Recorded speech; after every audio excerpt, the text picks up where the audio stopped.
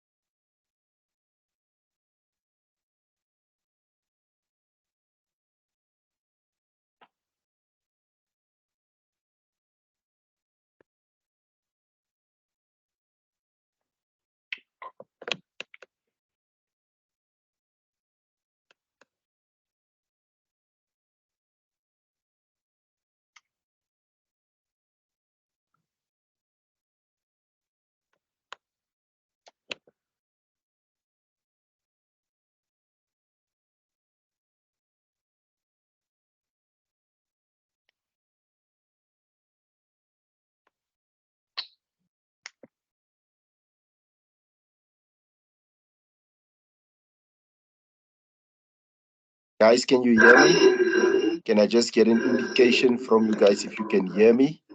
Yes.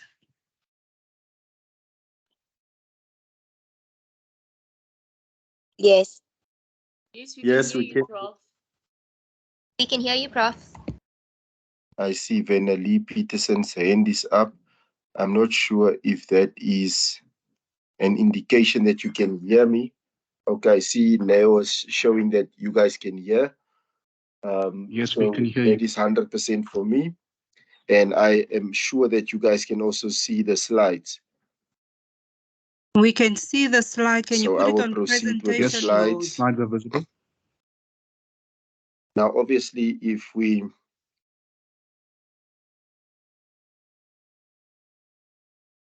go to our slides specifically, our slide speaks to legal costs, but now it's just sort of making it tremendously difficult for me to see, okay, what is legal cost now?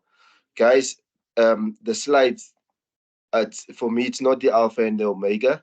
So you should still go through your course material and make sure that you understand, but I'll try and go as slow as possible.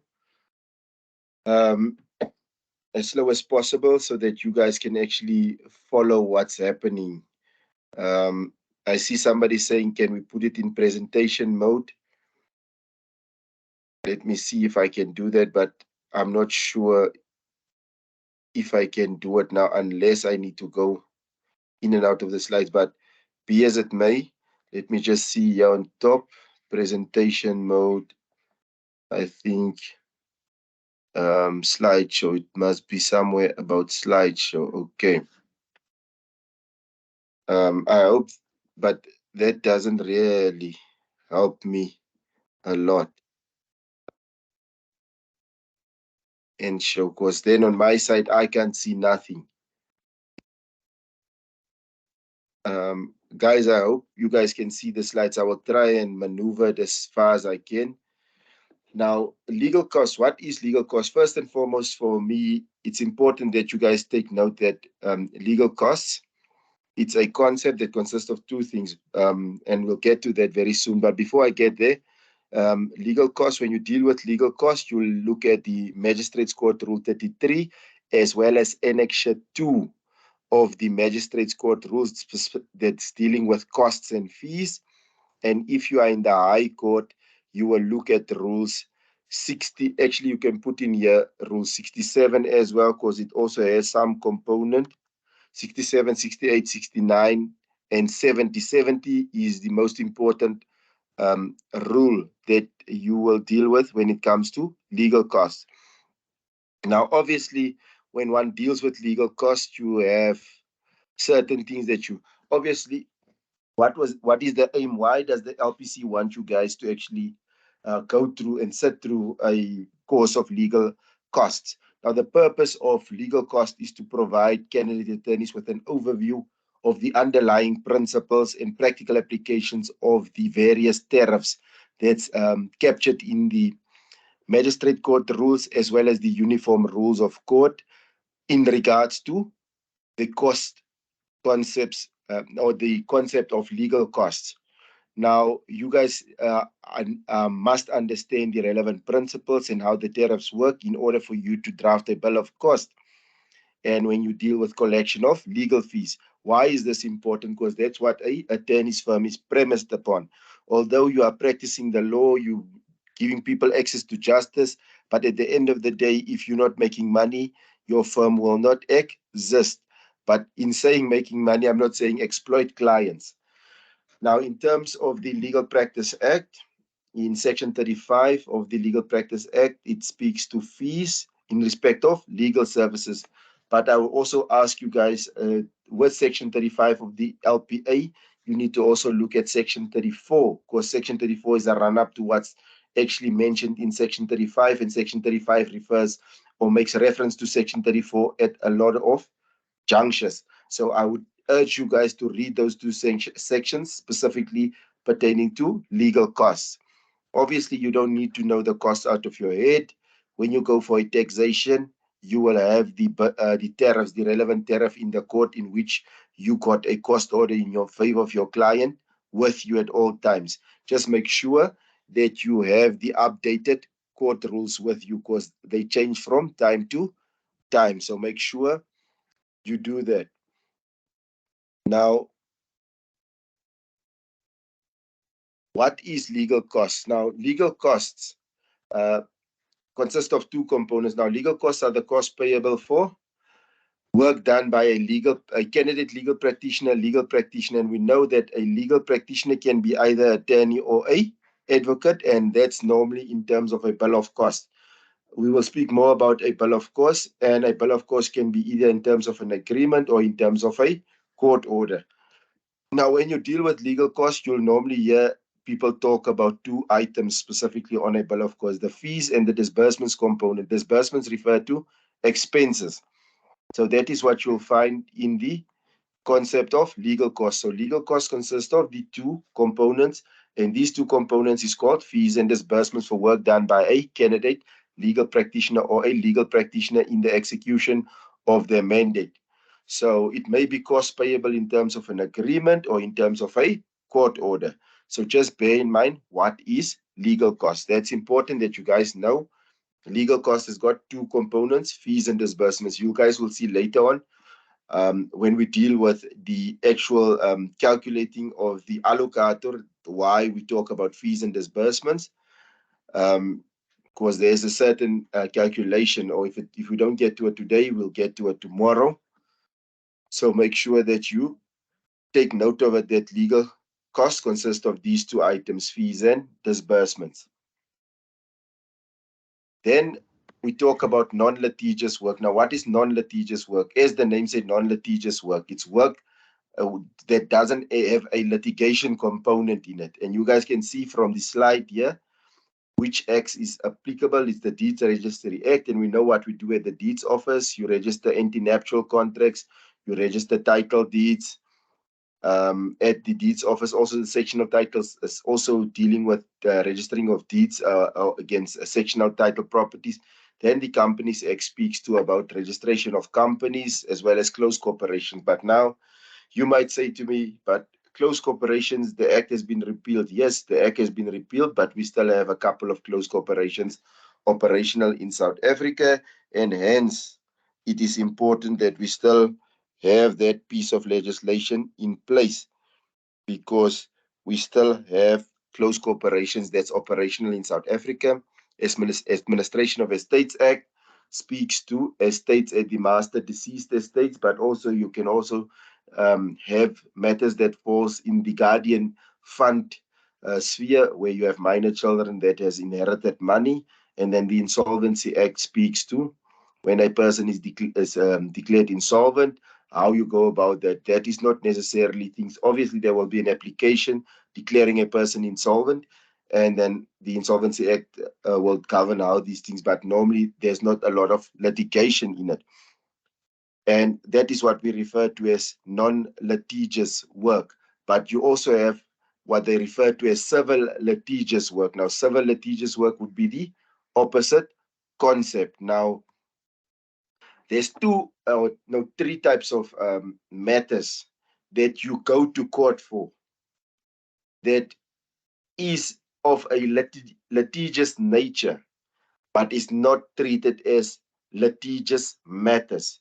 That is matters in the maintenance court, matters in the children's court, and criminal court matters. So for non-litigious matters, as I showed you, or as you see on the screen, there's the Deeds Register, Sectional Title Companies Act, Close Corporation Administration of Act, Insolvency Act. But if you deal with maintenance matters, it's the Maintenance Act. If you deal with children's matters, it's the Children's Act. And if you deal with criminal matters, you have the Criminal Procedure Act. And obviously, based on what court you're in with the criminal procedure, it will be the Magistrates Court rules or the Uniform Rules Court, as well as the Magistrates Court Act or the Superior Courts Act, that's also read with the Criminal Procedure Act. But those three, criminal matters, maintenance matters, and children's court matters, is also dealt with as if it's non-litigious matters. Now, in instances where no tariff is prescribed, and I know in the Maintenance Act, in the Children's Court Act, as well as in the Criminal Procedure Act, they do not prescribe tariffs by law for that type of work. So you have to then look at the Code of Conduct, the LPA, as well as the regulations attached to the LPA, where there's no tariffs prescribed. But your starting block would then be Section 35. Now, various provincial councils may also approve reasonable fees to serve as a guide to legal practitioners. Now, under circumstances where fees for non-litigious work are not accessible, and what I'm saying accessible, it means that there's no tariff, which means you cannot assess if this tariff is right or wrong, or it cannot be taxable by a public servant and not governed by a statute. Then it will also be referred to the LPC. But in the statutes that you have on your screen now, which is the Deeds Registry Act, the Sectional Titles Act, the Companies Act, as well as the Close Corporation Administration and Insolvency Act, they set out certain tariffs that you can charge when you deal with certain matters. But we'll also speak about where there's agreements between you and your client, as well as contingency fee matters. So just make sure that you know that there is non-litigious work and then what they refer to as civil litigious work. We'll still get to the civil litigious work again later on, but just know that these do exist and we treat them differently, because with the civil litigious work, you are bound by the tariffs compared to the work in the non-litigious sphere. Is you'll deal with it with specific agreements or tariffs that's in place.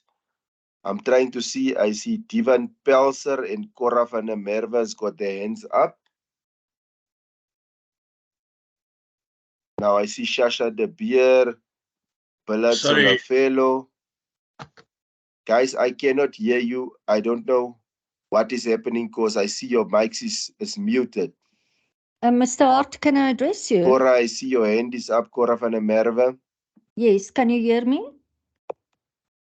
Mr. Hart, can you hear me? I cannot hear you guys. I'm not sure what is happening, but I cannot hear Cora, I you can guys hear at you. all. So if you have a question, please try and type it in the chat box. Mr. Hart, I'm not sure if you can. It Can seems you hear that me your now? mic is not working. Okay, I will log on through my iPad quickly. I don't think Am it's I you, audible And I Cora. see I don't think it's Solofelo Bila, right. your Can you hand hear is The me? also lecturer up. cannot hear. I'm not sure what's happening. We can hear you. Ask him to I'm not sure what's happening. back in.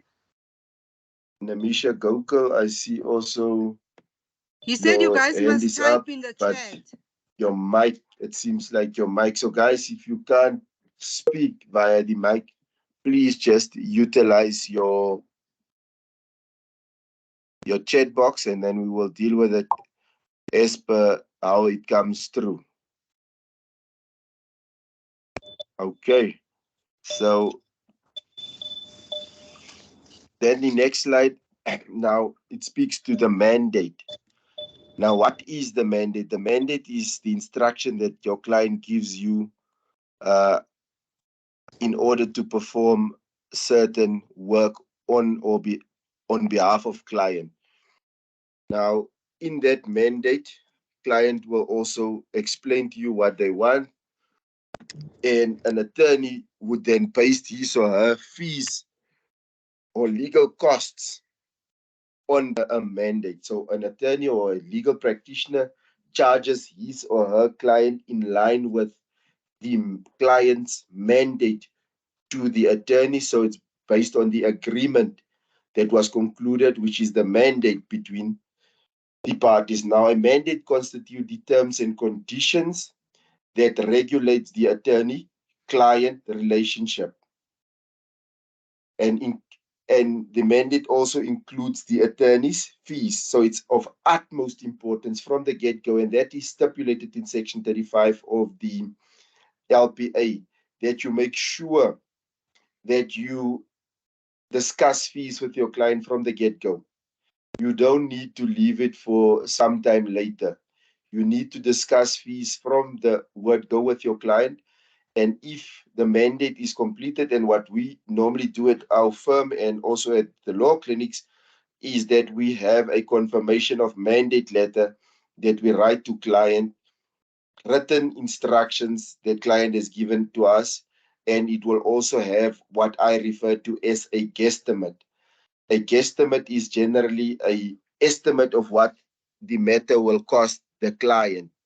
So it's advisable to obtain a written mandate to avoid potential disagreements in the future in regards to fees, because I've seen it too many times that money make people fight. Now, generally speaking, legal practitioners' fees is based on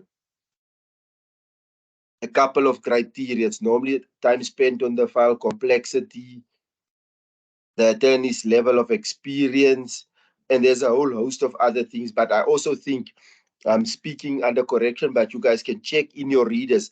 There's more or less 13 factors or 13 criteria that is mentioned in your readers that says how you normally would judge what type of fee you're going to charge.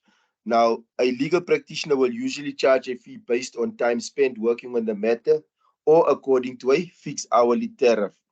Now, attorney's hourly tariff or a legal practitioner's hourly tariff usually forms part of the mandate between the client and the attorney.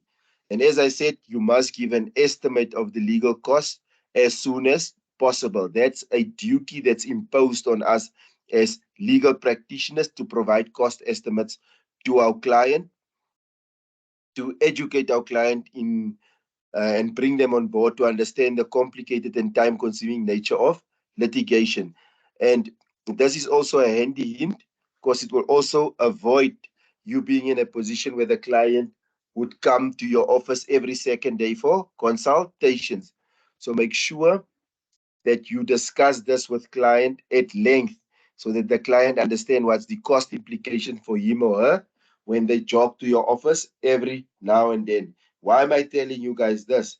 Because I had a client that while I was doing my articles as a second year article clerk, that stayed like literally in the same street where our firm's head office was. And my office was like the back office. So if you go around the building and you stand in the street, you could actually see if I'm in the office or not. And then client would come to the back of the building and come and knock on my window. And then he would necessarily just come to my office to have a casual chat and not speak about the matter. But obviously I build him because it's time that I have to drop my work and actually attend to him. So it's important that you discuss these types of things so the client can't come later on and say, but you were charging him extra fees for work that you haven't done. Then you can show, but it's in here. It was explained to you. This is the terms, and make sure everything that you agree with client is in written format, especially if you have to have a written fee agreement, and insert if you guys agree to a higher tariff than what's in the rules of court, the specific tariffs in the rules of court, be it party, attorney client, or attorney owned client, depending on the court that you operate in. Make sure that it's in the tariffs, because if it's not in the tariffs, you will have difficulty to charge client accordingly. So make sure that you have that in the agreement that you have with the client so that you don't have issues at a later stage with the client pertaining to certain aspects. Then a deposit. Now, a deposit refers to a small portion of the fees. It's not normally you cannot take a deposit that's bigger than the reasonable cost of litigation. You may get a deposit that might cover your entire costs, but you cannot, if the matter will cost you maybe 100,000 rand to actually from start to finish to do everything as per the client's instruction, expect the client to pay 200,000 rand as a deposit. You cannot do that. You need to then only take 100% of 100,000 rand, which would be the reasonable cost for the litigation. So that is how a deposit works. And a deposit is only paid once there is a pending instruction. So your client has given you instruction, you guys have agreed terms, you've accepted to act on behalf of client, then client would pay a deposit. So a deposit is paid after the instruction has been given. So there is no pending work. So the moment there is pending work, it becomes a deposit that the client pays over to you as his or her legal practitioner. And the deposit should only be used to cover the fees and disbursements pertaining to the client's matter. Because I've seen it so many times in the past that attorneys utilize their clients' funds for their own benefit and later on try and place the money back into the trust account. That's not good practice, and it may lead to misconduct charges against you as a legal practitioner. So please make sure that the deposit covers the fees and disbursements for your client's matter. I've seen also some attorneys that will use one client's deposit for another client's matter. That is also not right. It can also lead to misconduct charges against you. Obviously, nowadays, firms may advertise that they specialize in a specific matter, and we can now just jog down our memory lane, and we'll see on DSTV, there's the Braulio Attorneys, Joseph's Incorporated. These are just to name a few of the attorneys that say we specialize in personal injury claims or medical malpractice claims, and they may charge a higher fee. But back in the day, firms that advertised was seen as touting. But you also need to read Section 35 because it also, as well as Regulation 18, that speaks to what touting is. So if a firm prefers to practice in a specific area, they may do so, but they also have a greater sort of responsibility in making sure that they just not say that they are experts at something and not give the type of service that they portray that they actually possess. So we've already touched on general fees or a general estimate that you need to give to client as per the LPA Section 35. So it's important that you do that. Let me just see if I see if there's in the chat box any questions at this point in time. I see if a candidate attorney is approached by someone at court and you help or assist that person, can you bill that person? If you render, and I see it's Justin that was asking the question, Justin, if you render a service, obviously if a candidate attorney's job is not really to actually generate fees. That is for legal practitioners.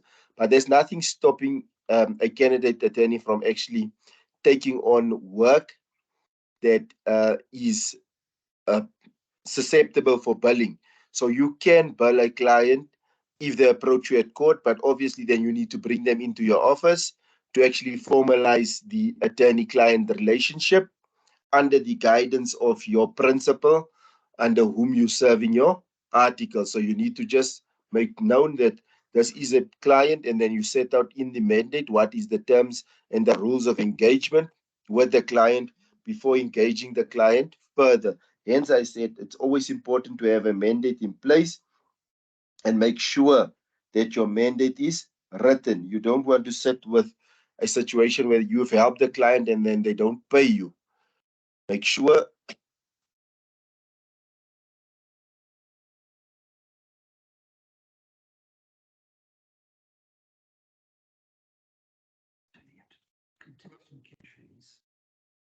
Did we lose the lecturer? so. Please make sure that you check Someone muted him.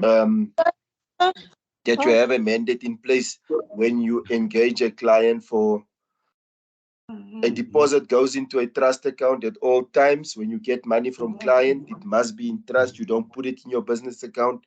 It goes into your trust account at all times because it's client's property, not yours, until such time that you have billed client for work that you have actually done. Then you can transfer from trust to business account because that's work that has been done already. If you haven't done any work, that money goes into the trust account, and you take it from there. My volume is as loud as I can get it. I've set it on 98, 90, 100 now. So what, I don't know if it's Justine. Sorry, it's Justine. I thought it was Justin. It's Justine that asked the question. So that's how you guys would go about it pertaining to deposits. So make sure when you deal with deposits that you make sure you have the necessary monies available to actually take on the work. Does non-litigious money also go into trust or business, e.g.? It doesn't matter if the money is litigious or non-litigious. If you do work and you take a deposit, that's when it goes into the business. But if you have done the work and you sent out a bill for work that has already been done, then you would necessarily just pay it in. They would have to pay it in your business account because you've already done the work. But if it's still work that it needs to be performed, the money goes into trust. So make sure at all times when the work is done, it means the money belongs to the firm. If you have not done the work yet, it goes into the trust account. So that's the distinction that you need to make. Work done or work still to be completed. So if you've completed the work, so if your client gives you an instruction, say write a letter to somebody that's harassing me, you do it, they pay you, you draft the letter, you send it out, and they stop their behavior, you've done your mandate, they pay you, then obviously you put the money in your business account. But if they say, I still want you to write a letter for me, this person is doing 1, 2, 3, and we'll take it from there, then, but for so long I'm paying you X amount, you take that money, you put it in trust. Once you've done the letter, you've sent it out, incurred disbursements for postage and pettage, you can now say to the client, it took me 2 hours to write this letter. I've posted it via registered mail, also normal mail, or I had to go deliver it to the sheriff to deliver it on this person. Then you will be able to say, okay, now I can actually transfer the money from business to trust because you have now done the work. So that's the distinction that you have to draw at all times when dealing with some of these monies.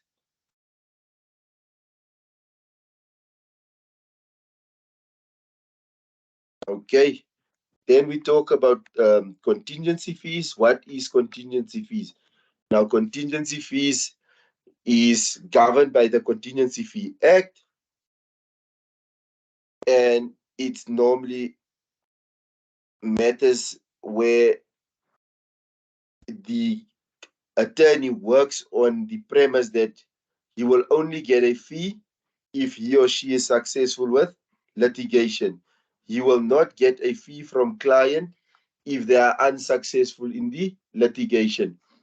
That is when you talk about contingency fees. Now, the attorneys and the client then agree on the fees that he or she will be able to charge as per the contingency fee agreement, and the contingency fee agreement sets out certain guidelines or certain parameters or certain requirements that one needs to work with at all times. You cannot work just as you please. And in your readers, you will see Bobroff and Son.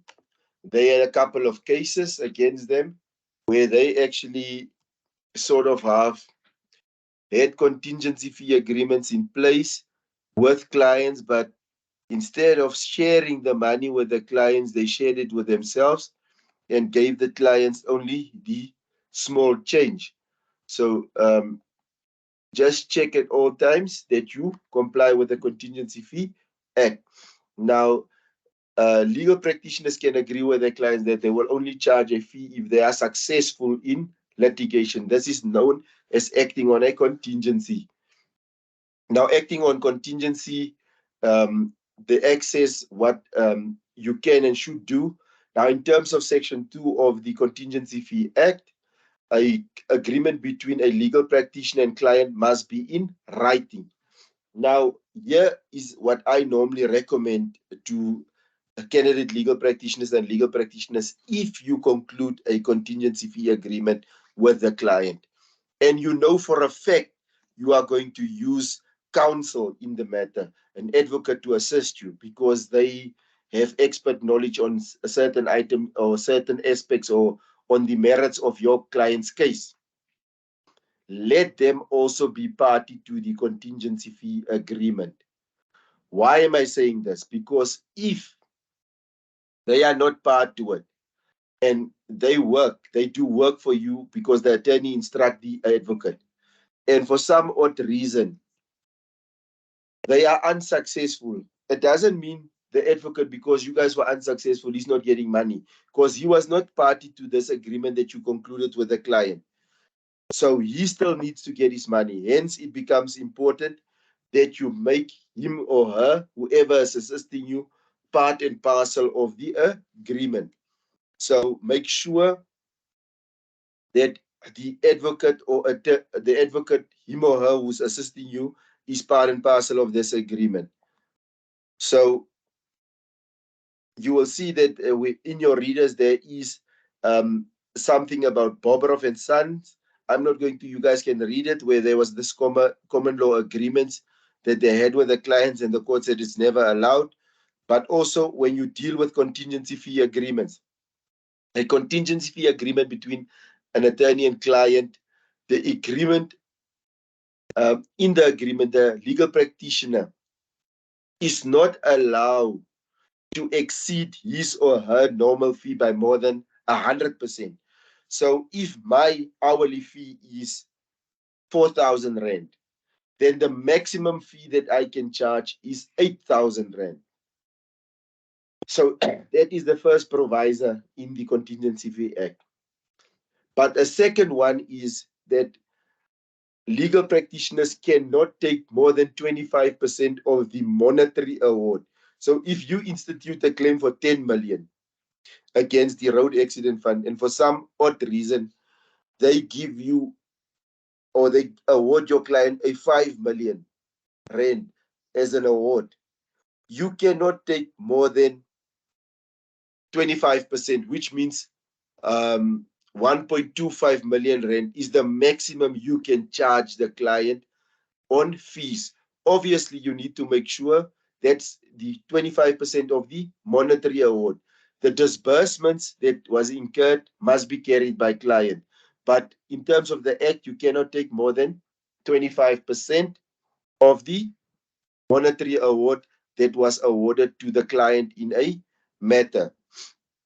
And obviously, you guys will know, and if a contingency fee agreement does not comply with the Contingency Fee Act, it's unlawful, it's invalid, it will not be upheld.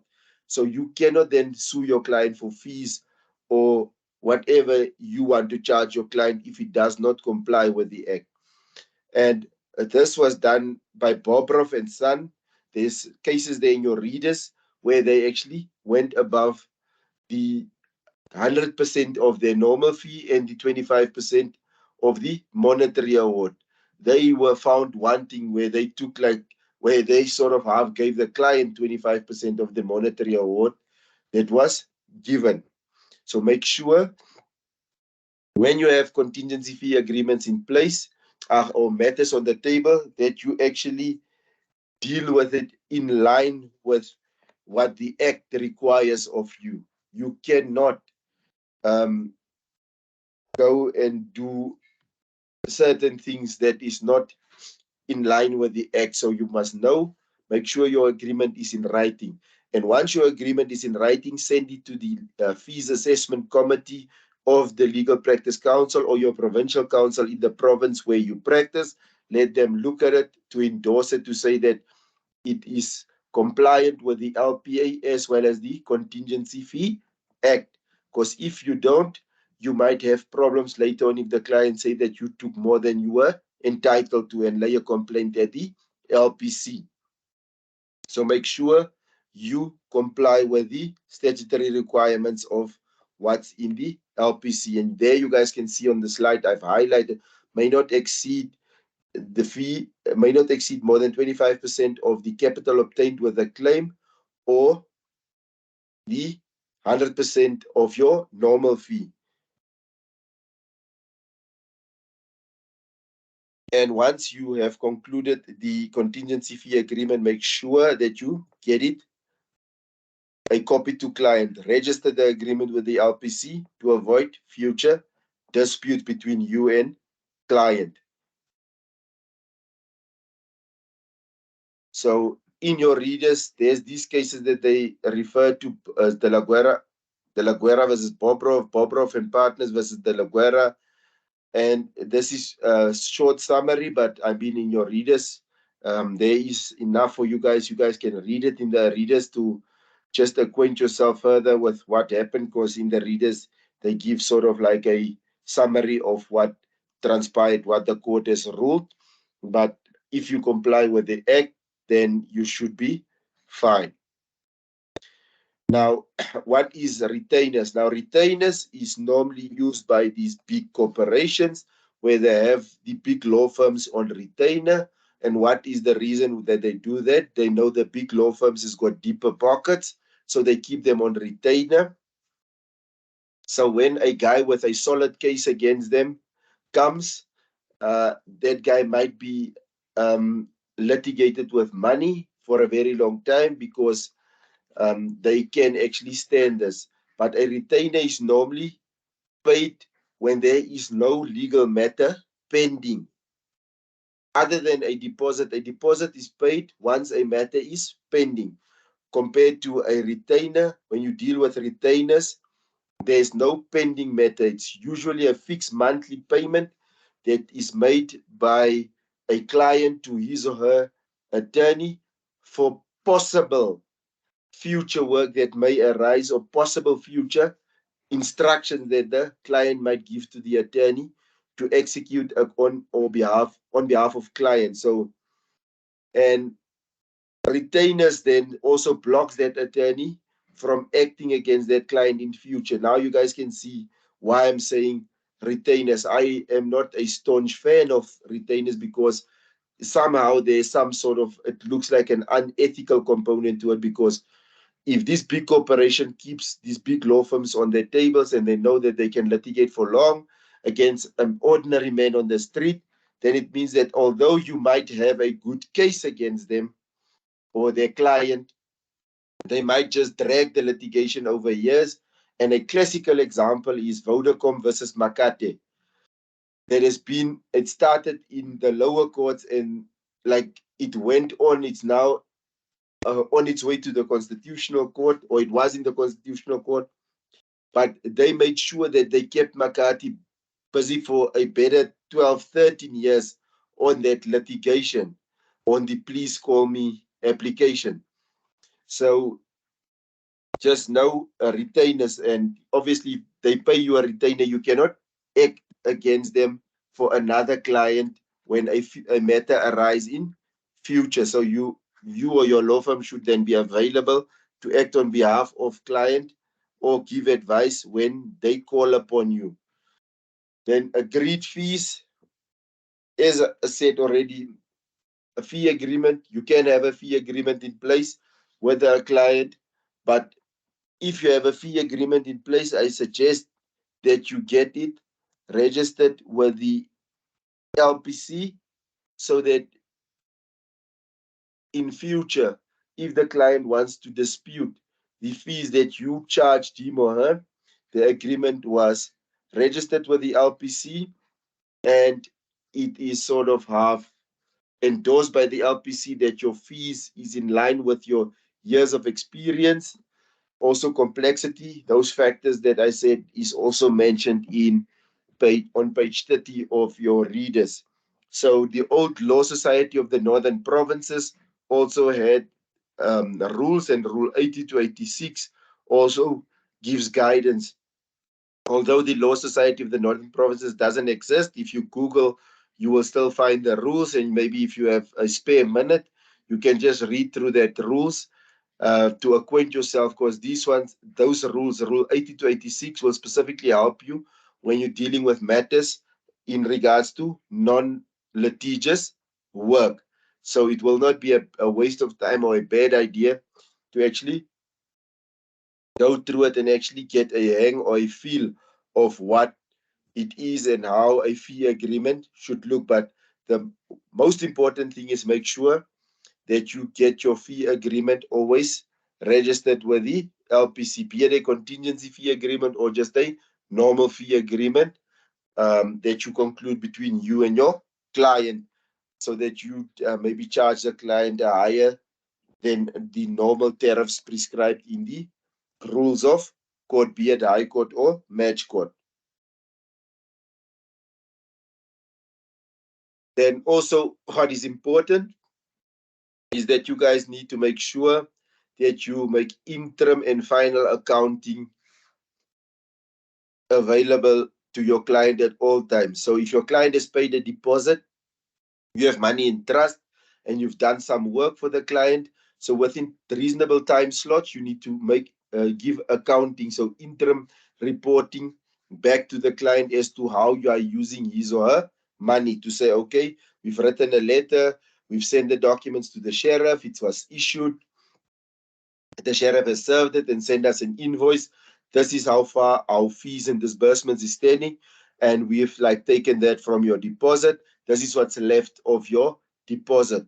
So you'll do a interim accounting, and obviously you'll, at the conclusion of the matter, you'll do final accounting to client to say how his or her monies was used.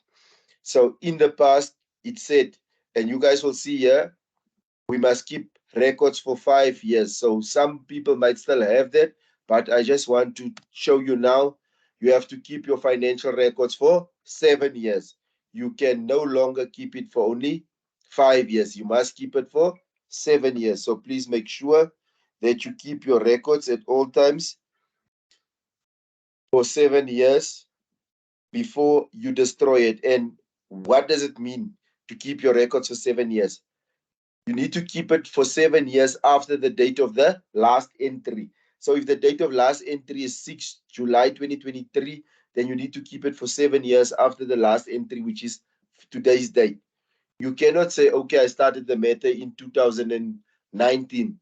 So you count from when you started the matter. No, from the date of last entry, that's the date that you need to deal with in terms of the financial records. So make sure you keep your records at all times updated, because if you don't, you might run into problems with the Legal Practice Council at some stage when they come and ask you for certain things. So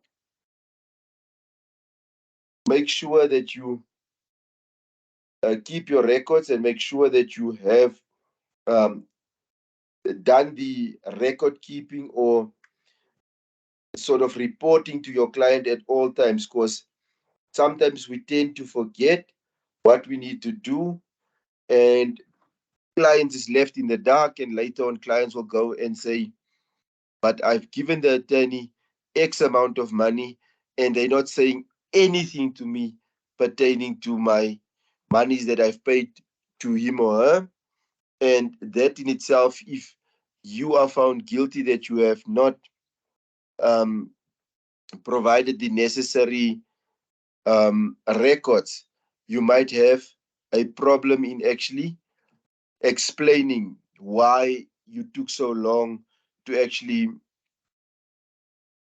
report to clients. So the keeping of records and also updating it must be done. And also in terms of FICA purposes, you need to also keep proper records. FIFA requires you, as a FIFA, I'm thinking about World Cup, FICA requires you to keep proper records. So especially your accounting records, files, and documents relating to your client must be kept for 7 years. Also, your file content must be kept for 7 years. So make sure at all times you keep them for the required years. So that is pertaining to the interim record keeping and file administration, so that you and reporting to clients. So that is of utmost importance that you always do that. I just want to check. I see there's a hand up. A person's hand is up. Janus, I see your hand is up. Yes, indeed, it is, Professor. Thank you very much. Just two questions. Janus, I see your circle is lighting up, but I'm not sure if your mic is on. I believe it is, Professor. I'm not sure if you can hear me. Professor won't be able to hear Janus, you. I'm not sure if your mic is on. All right, understood. Because I don't know why I can't hear Janusz, but I will try and see now if there's an issue. His mic is on. Janusz, can you type your question quickly in the chat box?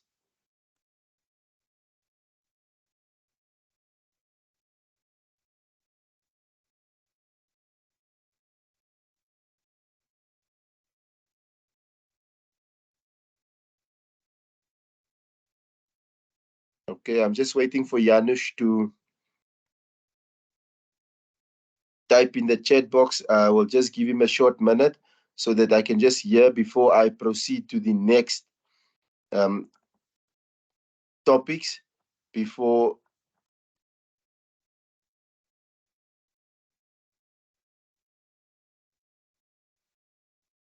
I just want to see if Janusz is coming right with typing in the chat box.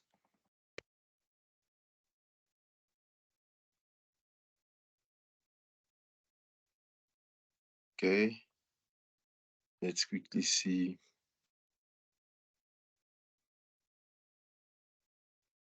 Okay, let me see. I see.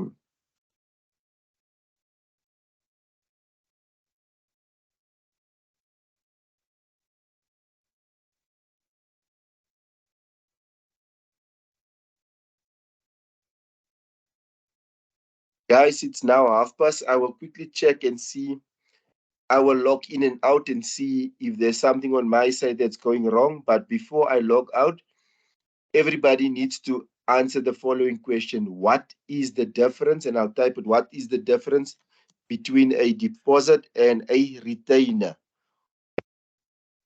I'll give you guys a 10-minute break. What is the difference between a deposit and a retainer?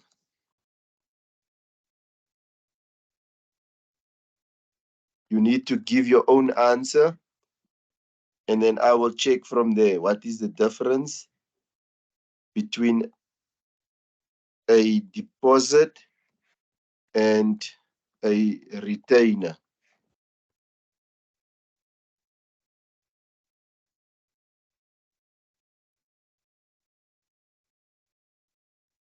What is the difference between a deposit and a retainer?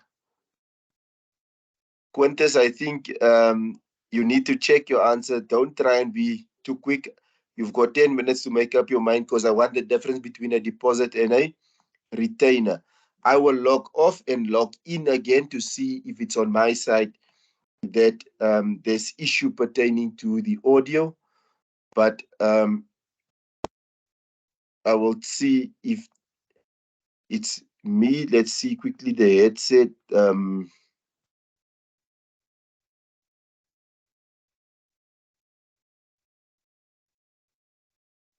I don't know if you guys, can you guys hear better?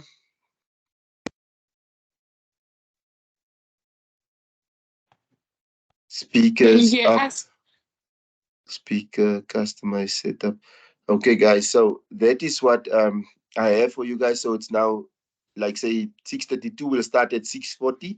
But please give me your answers, and in the interim, I will check, and then it will also give you time. If you've formulated your answer, you can also have a comfort break before we commence with the next part of the session.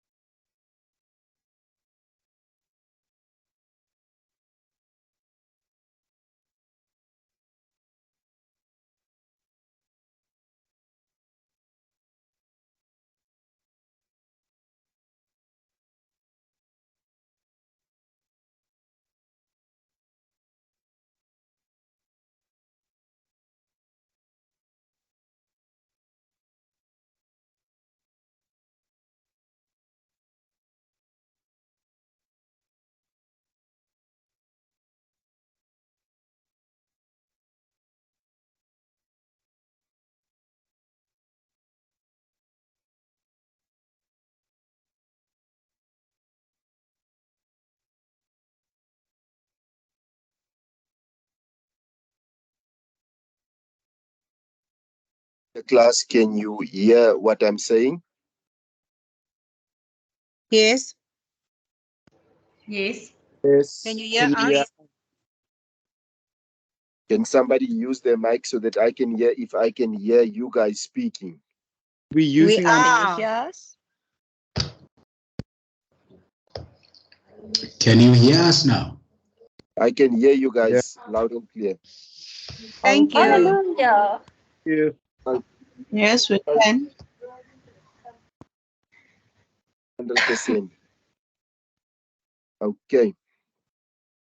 Let's rock and roll then to the next topic.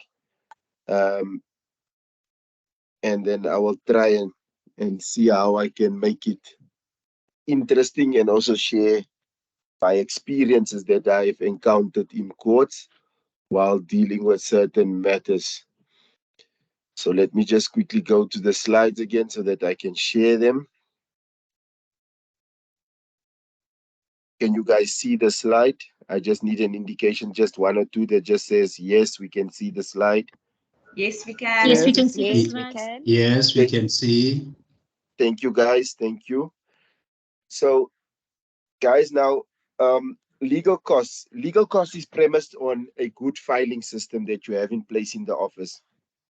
And this very often happen that we are encountering difficult situations or a lot of circumstances. Say, for instance, you get into your car, you're busy driving to court, and then you get a call from a client that says to you, sir, ma'am, I need your assistance with another matter. And then you engage via Bluetooth with the client from here. Maybe your court is 40 minutes away. You have a good solid 30 minutes of consultation in the car with the client, and you don't record it nowhere. That means that is money that your firm or you as a practitioner is losing because you did not keep proper meticulous record of that phone call. And at some stage, if you want to put it on your bill of course, you cannot because you don't have a record of it because the taxing master might ask you where it is. I see Sandile Mbele. Sandile Mbele, your hand is up. Sandile Mbele, your hand is up, or is that maybe a mistake? Yeah, it's a mistake, sir. Sorry, sir. I'm very sorry. Then I see Shasha Naidu. Your hand is up.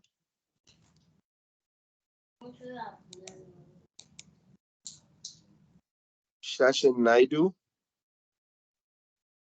And then E. Pretorius, your hand is up.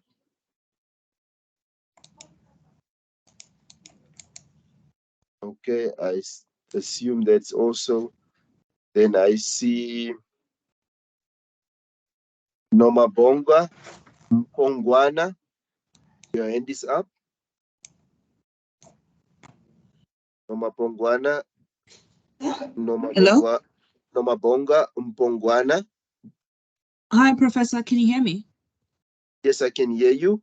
I'm not sure who's speaking now at this point in time. Is it Sandy Lembe? Because I see. No, it's Nomabongwa. I'm not sure if it's my turn. Did I jump? No, it's your turn. No, it is your turn. Okay. It is your turn.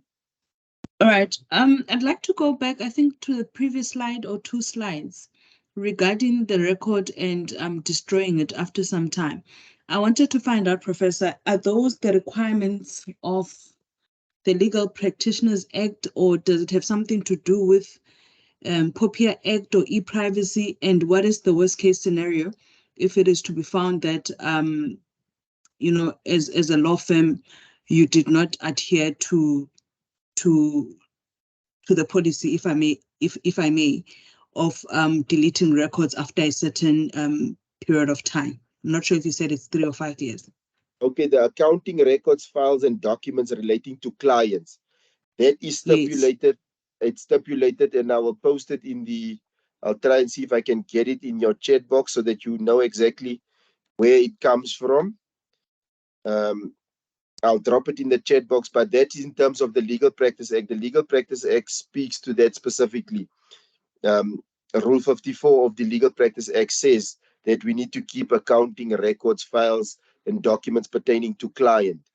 Then there's another requirement there's a 5-year requirement, but that's only for FICA information, but 5 years. But if you keep it for 7 years, you should be fine. So FICA requires that we keep FICA records for 5 years. That's in terms of FICA. But then there's other contents of your file, and and also there's like legislation like the Companies Act that also speaks to it. But if you stick within the 7-year parameter, you should be fine. Then you would not be breaching any of the legislation. But the one specifically to clients' files, it's in the rules attached to the Legal Practice Act, and I've set out the rules in section 95/109 of the Legal Practice Act that speaks to the keeping of records. So I hope that answered your question, Nomabonga. Then let Yes, me it see. did, Professor. Thanks a lot. Then it's Crystal. I don't know. I see it's Crystal Guest, so I can't see Crystal's surname, so I'm not sure. Crystal, is it a mistake or is do you have a question?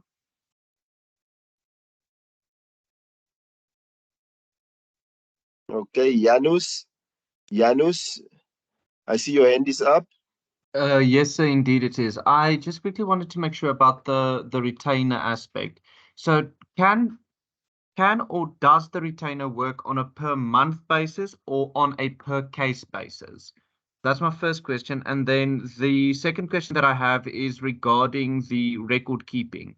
So I know the Legal Practice Act requires you to keep I take it your litigious paperwork for 7 years, but I think it is it's FICA that says that its requirement is 5 years for any transaction that you have made with your client, single or multiple, for a minimum of 5 years. I just want clarity on those timeframes, and also just on the retainer aspect, whether it's per month or per case basis. With the retainer depends on what you and your client agrees to. You can have a retainer that your client once a year annually pays you a retainer for work that's coming up in the year, or you can have month to month or quarterly or half yearly. That's just a issue that you can deal with your client. Pertaining to the record keeping, the LPA is the one that says you have to keep records pertaining to clients, like accounting records, files, documents that the client has given to you, documents that you've generated on behalf of client for 7 years. FICA says all those transactions, and those transactions that goes above that threshold requirement of 25,000 rand, that you need to sort of keep those ones, because those are the ones that FICA is actually having on the radar. But normally it's 5 years, and it's set in section, I think it's, if I speak under correction, but it's section 23 of FICA that speaks about the 5-year record keeping. I'm like sort of 95% sure it's section 23 of FICA that speaks about 5 years from the date of the transaction, or when it was concluded. You need to keep that record for at least 5 years. So if me and Janus is concluding a transaction today, then I need 5 years. So it will be 2024, 2025, 2026, 2027, 2028. Only on the 7th of July, 2028, then I can destroy or get rid of that record. Okay, so thank you very much. Yes, it's section 22 of FICA. And then, sorry, just on the retainer, can you have a retainer on a per case basis as well? For instance, to say, all right, I will take on this case of yours, regardless of, what the financial means would be, or what the claim amount is, and I will do your entire case from combined summons to taxation for 30,000. Can that be done? You can do that because it's an agreement between you and your client, as long as you stay within the parameters of ethics and morals. Obviously, if you agree and the agreement is normally less than the tariff, they would not punish you. If your fee is more than the tariff, then you need to just use the Contingency Fee Act as your guide with 100% of your normal fee. Don't exceed your normal fee by 100%, then you should be fine, but you can also work on it per case basis. Excellent. Thank you very much, Professor. Tavu, I see you next in line, Kavu, then it's Tsolofelo Bila, and then Sam Kavu. Okay, good morning, Prof and colleagues. Good evening. Prof, may I get a clearance between a deposit and a Retainer. retailer's fee? Retainer. Yes, and a retainer. So, So when it comes to a retainer fee, is it the money which needs to be paid in advance or in cash for a client, for me to represent the client in future, or is it supposed to be paid by installments? Can I get a clearance when it comes to that? okay, a deposit is normally an amount of money that should not exceed the reasonable fee for a specific matter, and it's paid after an instruction has been given. So that money is paid for a pending instruction. So if a case is pending, say I'm charged for maybe assaulting somebody. I don't want to go now to what our VIP units did on the N1, but I'm now charged with assault, and I come to you, I say, Kavu, can you represent me? Then you say, okay, yes, I will represent you. This is my fee. This is how my fee structure look. I say, I'm happy with it. And you say, okay, you need to pay at least a deposit of 30,000 Rand. So that deposit should not exceed the reasonable fee for you to actually deal with my common assault case. And it's paid after the instruction is taken on. A retainer, on the other hand, is when there is no pending matter. It's for possible work that might emanate from something in the future. So a retainer is for something that might happen in the future, while a deposit is for something that is now already an instruction, a live instruction that I have obtained from you. So that is the difference between a retainer and a deposit. Solofelo? Solofelo? Can you hear me? I can hear you, yes. Good evening. I was saying, I see on my schedule it says you're an advocate and colleagues are referring to you as Prof. My question is on it can be through both sides. Okay. My question is on the records keeping. What would you advise? Should they be saved electronically or physically for that period where we actually have to keep these records? Nowadays, Solofelo, because we do have the Electronic Communication and Transaction Act that governs how records should be kept and stuff like that, you can keep it in either hard copy or electronics, depending on what you have available, or what your firm's capabilities is. If you have got good servers that you know won't fail you, that you can actually retrieve documents, you can keep it in electronic format. But we now know that there is the law of evidence rules that speaks to genuine, authentic and originality. So if you can also just get around that evidentiary issues, that you'll keep it in that form, because for some institutions, they might look for the original documents. So if you know that the original document was only in hard copy, then most probably you will have like a certified copy somewhere, somehow in the office. But obviously, if it's just an electronically generated document from the get-go, you can just keep it in electronic format. But it's also based on what you have in your firm. Sam?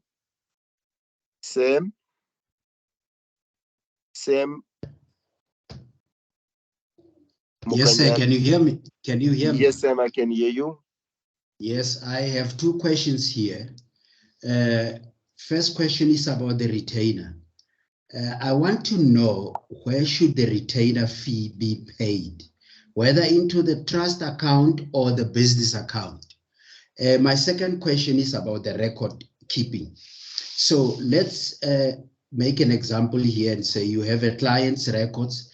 Now is the 4th year, maybe the 6th year, and then you want to destroy it after 7 years. I'm just making an example of 5 years. So the last year, the same client come back to you. Where do you start counting your next 5 years? Do you start from the day when you start making a new agreement with the same client, and then you count 5 years to come? Thank you, sir. Okay, so when you talk about, you must now distinguish between, is the client coming for the same matter or is the client coming for a new matter? If it's for the same matter, then you start counting your days from the date of last entry that you make on the file. But if the client is coming to you on a new matter, then it means you're opening a brand new file that is not related to the previous file. And retainers is normally paid into the trust account until such time that you actually do the work, then you take it out of trust. Because remember, if you have not done work for the client, that money belongs to the client. And hence, a lot of law firms doesn't really want to work with retainers because you're not sure. Because in the past, you could sit with a retainer for 10 years and there's nothing coming from that lawyer that you have to do legal work for. And you have to report on it every year to the Fidelity Fund, to the Legal Practice Council, which was then the law societies. So it became problematic. But it's money that belongs to client because you have not done the work. It goes into trust instead of going into the business account because it's not something that you are entitled to, because you'll only become entitled to once you've done the work. Quintus Dirks. Quintus? Hi, sorry, Prof. I think you covered me with Sam's question there. But how long are you entitled to hold on to the money before retaining it? If you haven't done work for a client in a year, is it best practice to give the money back, or do you still hold on to the money?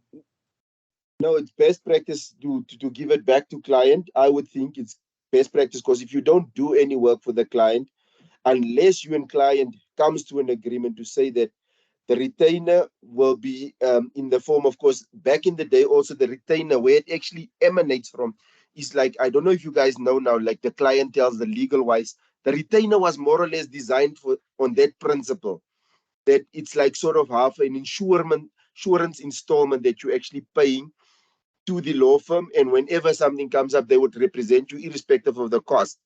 But that was then scraped by the back then the law societies and say, no, we don't want this because it's creating a lot of problems.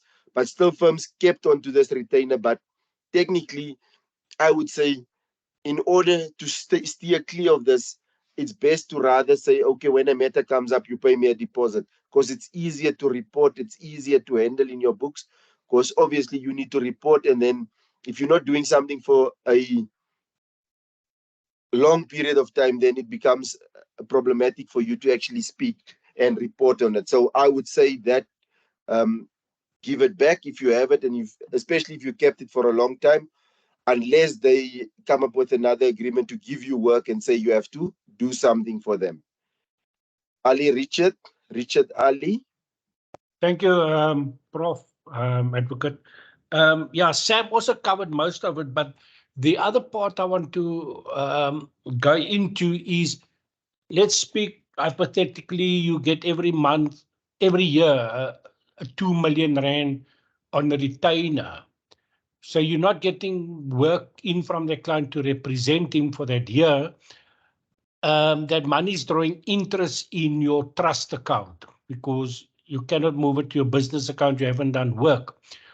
What happens to the interest? How is that disbursed of? And who gets the interest? Thanks. Okay, when it comes to interest specifically, whenever you set up as a law practice, you set up your trust account. You set it up in such a way, if your client doesn't give you an instruction as to what to do with the interest, that interest will be paid to the legal practitioners Fidelity Fund. So all interest that is that accrues to a trust account of a law firm, if the client did not say, okay, invest, while you have my retainer of 2 million, invest it in XYZ fund until such time that it's needed, and you can withdraw it and put it in your trust account and do whatever you need to do, then that monies will automatically go to the legal practitioners Fidelity Fund. It's the LPFF. Back in the day, it was the AFF, the Attorneys Fidelity Fund. So when we do trust accounts and when they set it up at the bank, they would normally set it up in such a way that you would actually get to that point where you can actually sort of, it will automatically go off your account and go in that direction. Okay. Thank you, sir. Good evening, Prof. Just to interject on that one. Yes. Doesn't it say that 5% of the interest goes to the LPFF and then the other interest accrued to the trust bank account goes back to the client? I speak under correction. Only if the client gives you instruction. Okay. To invest. But if there's no instruction, all the interest that accrues to your trust account goes to the LPFF after they take off the sort of half the expenses that comes with it for having that money on your trust account, because there's certain administration costs. So they would first deduct those ones, and then the net proceeds of that interest will go to the LPFF. Okay. Thank you. Thank you, Advocate. 100%. Shall I? And then guys, would have to speed up to get to the slides, because I see people are already counting the slides here at the bottom. Good evening, Advocate. I just want to ask a question regarding retainers. Can a retainer be, for example, the monthly installment you pay, for example, clientele legal every month? Is that also a retainer? But the one for clientele them is regarded as an insurance policy. That's a payment for insurance policy. And immediately, if you don't have a claim in that month or a matter that you need assistance with, that money has become the property of clientele. Whereas retainers in the law firm doesn't work on that basis, because we don't sell insurance. So it's only when, so it will build up. So every installment that you make, that your client make to you on a month, maybe it's like 2,000 rand, 2,000 rand. So after 5 months, they will have 10,000 rand in the account. And if there's no instructions to say, maybe I want you to write a letter or I want you to peruse a contract for me, that actually is property. That's property that belongs to the client. You keep it in trust. Interest that accrues goes to the LPFF. And then the money, the 10,000, actual 10,000 rand belongs to client, unless the client gives you an instruction to invest it in terms of, I think it's section 86 of the act. To invest it in that way, then you'll have to invest it. Okay, thank you very much. 100%. Maureen, and then I will go. Then I will again give questions at some stage that you guys can ask questions. Maureen. Thank you, Prof. I just wanted to know, mine is regarding the legal fees. I just want to know where there's a debt recovery. Say, for example, I want a law firm to collect 1 million from X, but it so happened that the legal fees are way beyond the actual capital amount or million for that matter, and the matter is still ongoing. Is it possible? Is it even legal for that matter? So obviously, if your judgment or the claim amount is less than the legal costs, you can do it. It's legal. You can do it, but it would be bad advice, because what you are going to do is like you're going to throw good money after bad money. So as a legal practitioner, and some lawyers would not worry. They will just say, that's your instruction. You want me to collect 1 million while your legal fees is already at 2.5 million. I don't care, because there's people that say that they actually litigate on principle. Then they don't care how much it's going to cost them, because they want to get the principle heard. They would continue to do so, but it's legal. But you need to advise your client also to say, listen, yeah, your legal fees will exceed the amount that you'll be claiming from the client, unless you get to a point where your case is so strong that you can actually get a cost order against the other party that was failing to pay the outstanding amount or the claim amount.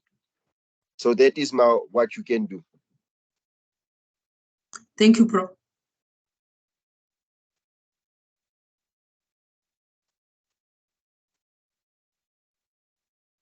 Okay. Guys, yeah, so if I can see your questions, if you have questions, so just post in the chat.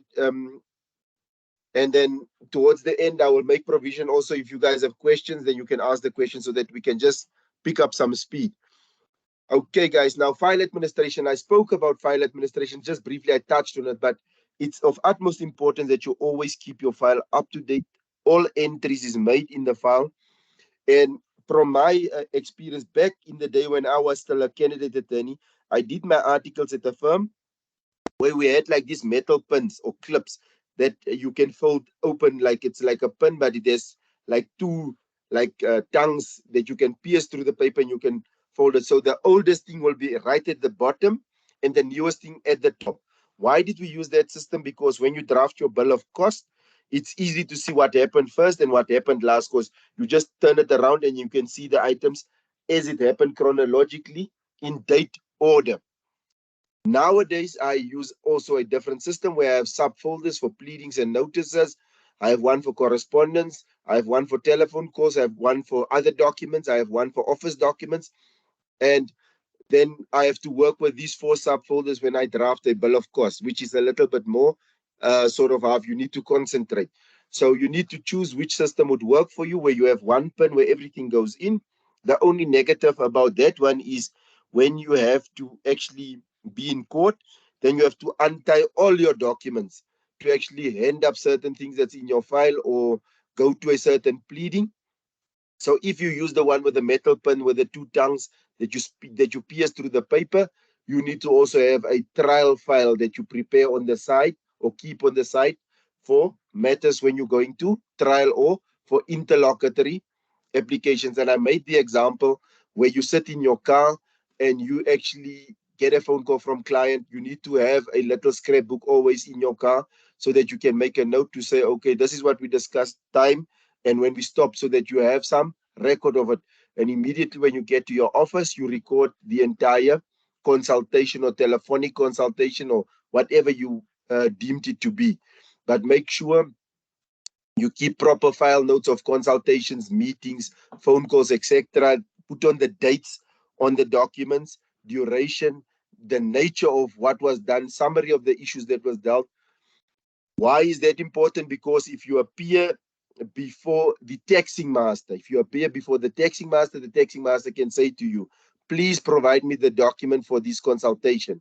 And then they will look at the notes, and maybe if you've just written 5 lines on it, but you say the consultation was 2 hours long, they will not allow you to charge for that 2 hours. They might just give you a portion thereof, or even not even allow it to happen. So it's of utmost importance that you make proper notes on your files at all times of all things, and keep it in your file where you know if they ask for it. Because you guys will see, if we talk about opposing a bill of costs at taxation, then you need to give certain proof that a certain item that's on your bill of costs has happened. So make sure office administration for an attorney, that is the biggest part of your work, that you have to make sure your file is always in order.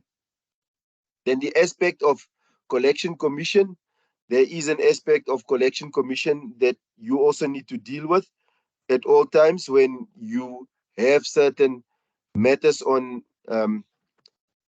call. So collection commission, what is collection commission? Collection commission is normally a fee that is charged or collected, and it's in terms of the rules and regulations in the LPA. Member who is a legal practitioner to whom any claim of any nature is handed over for collection may, in addition to any professional fees, charge a reasonable attorney and client charge and a reasonable collection commission. Now, what is a reasonable collection commission? If you go look at the Magistrates Court rules, and I think it's item 13 under table A for costs and fees, and it stipulates that you can get a maximum of 499 Rand as collection commission. That's the maximum, irrespective of how big the installment is. So it's 10% or 499, whichever is the biggest, but not more than 4%. 499, more than 10% or 499. Obviously, collection commission is only dealt with in the Magistrates Court, only in the High Court, it's allowed when an agreement that was concluded between the parties makes provision for collection commission. So you don't deal with collection commission in the High Court, and only if an agreement, if there's a contract that says if there's a dispute and there's money that needs to be collected and you need to pay, it will be collected in the High Court if that agreement makes provision for it. If not, you deal with it in terms of the Magistrates Court Act, that collection, and the maximum is then 499 that comes up on the table. So just remember that when you deal with collection commission. So a legal practitioner to whom any claim of any nature is handed over for will not be entitled to recover the attorney and client charges from a debtor in excess of the amounts determined from time to time as provided in the contract or the uniform rules of court or the magistrate court rules. Now, collection commission is recovered, and then Rule 70 will outline the procedures in the High Court, and Rule 33 read together with Annexure 2, Tables A, pertaining to costs and fees, will be read in conjunction with each other. And collection commission is always in line with that rule that you have to check at all times, but remember the threshold. There is that 499 maximum that you have to deal with at all times when dealing with collection commission. Obviously,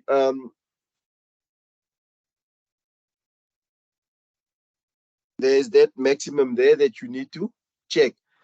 Then Legal Aid SA, if you are appointed on a Judicare basis and you work on Judicare for Legal Aid SA, then Legal Aid SA have their own prescribed tariffs. So you need to check the Legal Aid Act and make sure you work according to their tariffs, because they will have different tariffs compared to what the rules of court says, as well as the LPA. So that's as much as I can say about Legal Aid. It's not that often that you are confronted with that.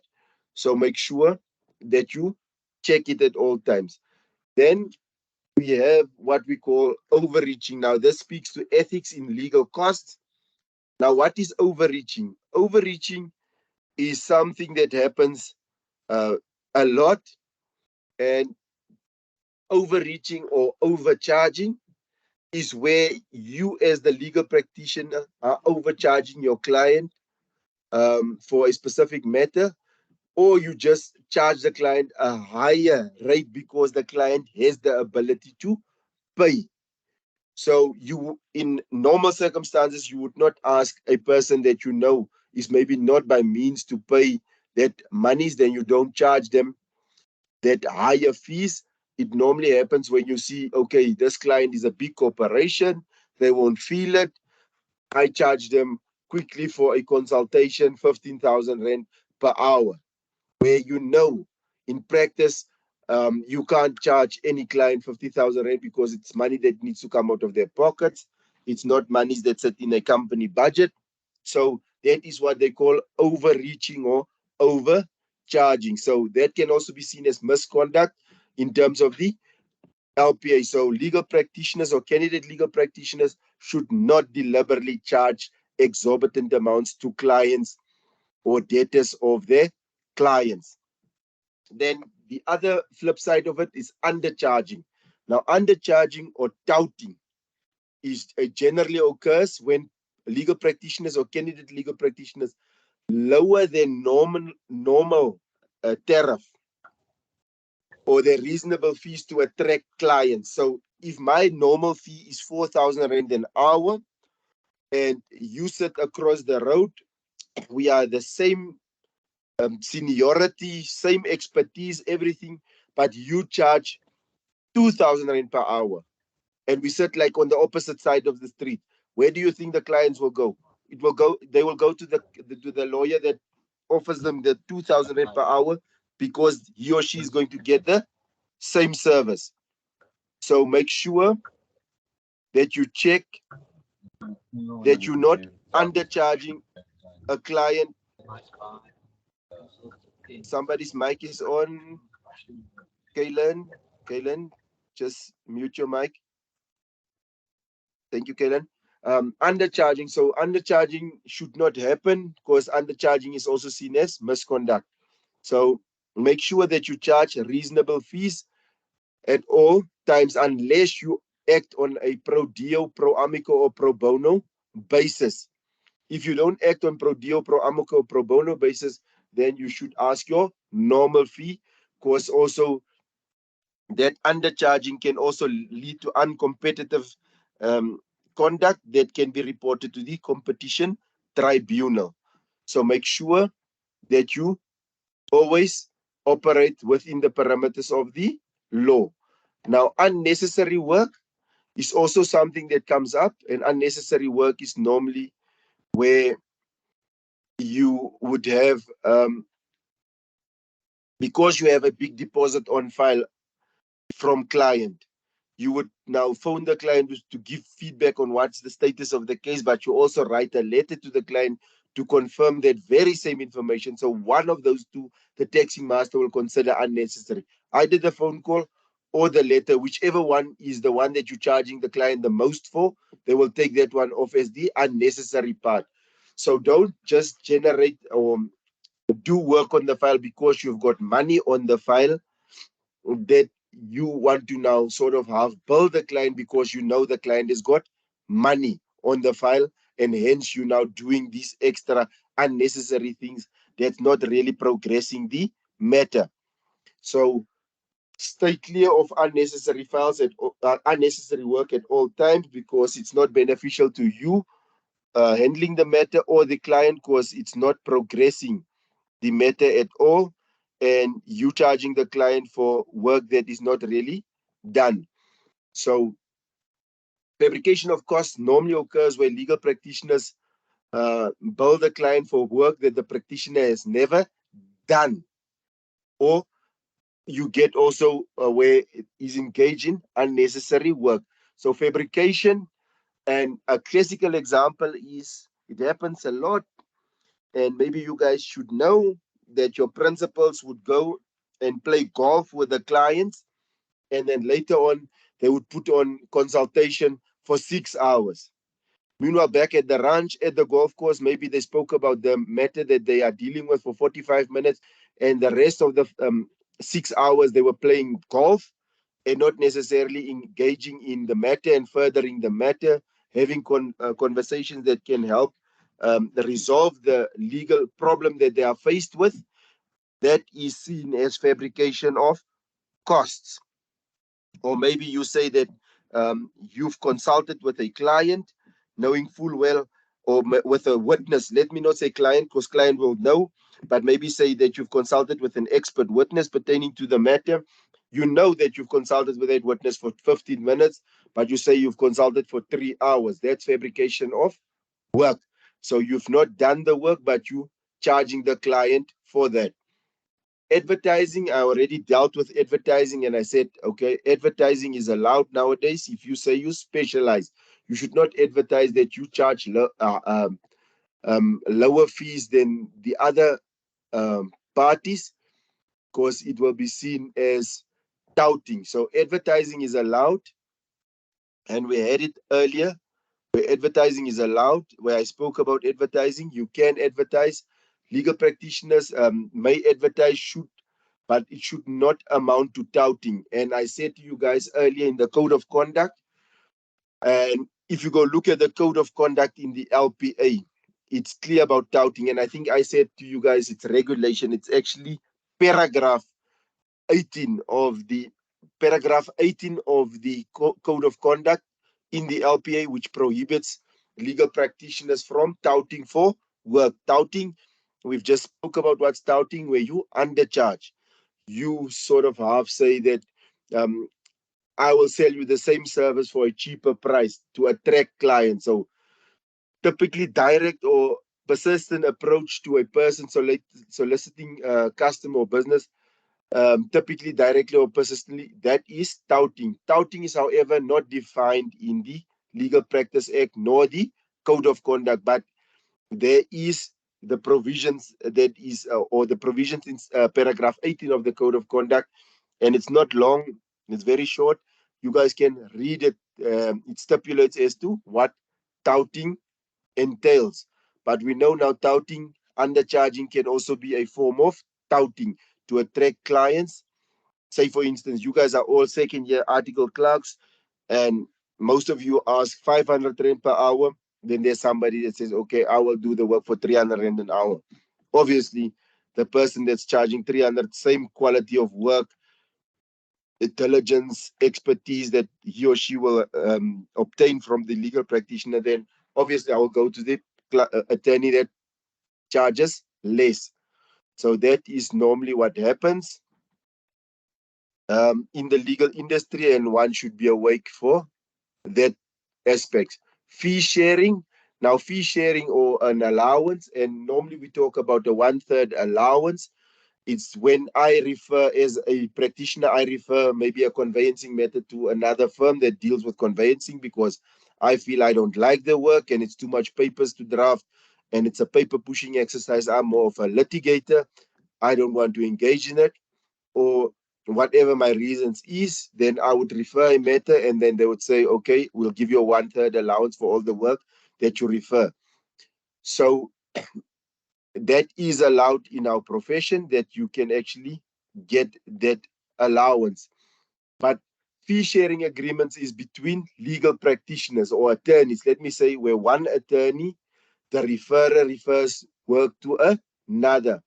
And as compensation or remuneration for the referral, the attorney gives the referrer, the attorney who gets the instruction or executes the mandate or instruction, gives the attorney who referred, the referrer, a percentage of the fee earned on the instructions. Sometimes the fee earned is called a fee allowance. And the rule of thumb in practice, it's a 1/3, 2/3 that they operate in. But there's no set amount that is required for in terms of these agreements, and these agreements don't need to be in writing even, as long as you guys have a working relationship. But the general rule of thumb that has over the years stood the test of time is that the 1/3 rule allowance, but it can be anything between 10 to 33.3%. So that is what it is when you talk about fee sharing. Now, keeping of accounting records, I think we've done this already. We talked about it, the 7-year in terms of the rules, 5 years in terms of FICA, and then there's also the Companies Act that also to some extent says that you have to keep company records and stuff in terms of the Companies Act for a period of 7 years.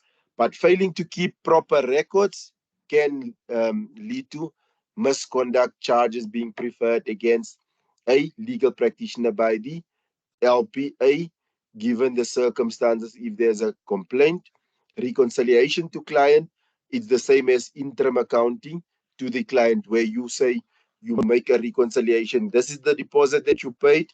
This is the fees that we've charged. This is the disbursements that we incurred on your behalf. And this is what is currently left in your left of your deposit in our trust account. Make sure that you at all times pay your accounts, like your bills to the sheriffs, your bills to the deeds office, at the masters, pay your accounts, because failing to pay accounts can also lead to misconduct charges being preferred against a legal practitioner. So make sure that you don't step into that trap. And it's sometimes very easy to step into that trap, that you actually don't pay your account. So accounts and record keeping are generally payable on presentation of an invoice within a 30-day period, or whatever the arrangement is. Normally also you have like 45 or 60 days. Now, a legal practitioner should apply their mind when they're instructing advocates. As I said to you guys earlier, if you instruct an advocate, you as the attorney is responsible for immediate payment of the advocate's account unless you've arranged terms with them, because that can also sort of impact on your relationship. So make sure that you pay your accounts timeously. So account payments can also be then complained to the LPC, and if you don't pay an advocate, he or she can then go and complain to the LPC about your behavior. Now, ethical duties of a practitioner In terms of costs, you have a duty to your client to keep their monies safe, use it wisely, and as per the instruction or mandate. In terms of the profession, you are prohibited, or it's forbidden to use clients' money for your own good. And you need to always act in the interest of justice, not to prolong matters and have matters on the road just because you can actually charge the client, and don't sort of have tackle clients just because you know your client's got money and the other client doesn't have money, that you're actually going to litigate on money instead of actually looking at the merits of a case. That is the ethical duties, but we've touched on them as we jogged along. So make sure that you're always ethically in the right corner of the work that you take on. So whenever you take on work, try and check if there's possible conflict or interest or not. So make sure for some reason that there's no reason that you cannot fully take on a matter or oppose a party. There must be a legal duty to advise the third party to appoint his or her attorney if you act against a person that doesn't have legal representation.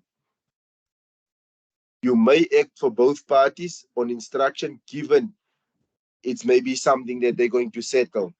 But generally speaking, I would not advise that you do something like that. Only act for one. But if you have consulted with both and you've heard both stories, there is a conflict. It's better for you to rather just not act on behalf of any of the two.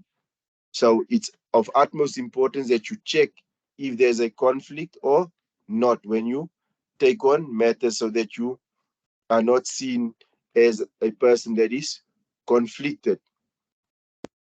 So what's the slide saying? The non-litigious matters, we've already spoke about it. There's no tariff prescribed. And the Repealed Attorneys Act, if you want to, you can go look at section 69D to H. It will give you some sort of guidance as to what it should be. But now in the Code of Conduct, there's professional fees and allowances in the LPA that provides guides on tariffs and fees. And I think we've done this already when we say the provincial councils may assess the fees and disbursements to be paid to their members if somebody complains about excessive fees. So that should not be too worrying to you guys at this point in time.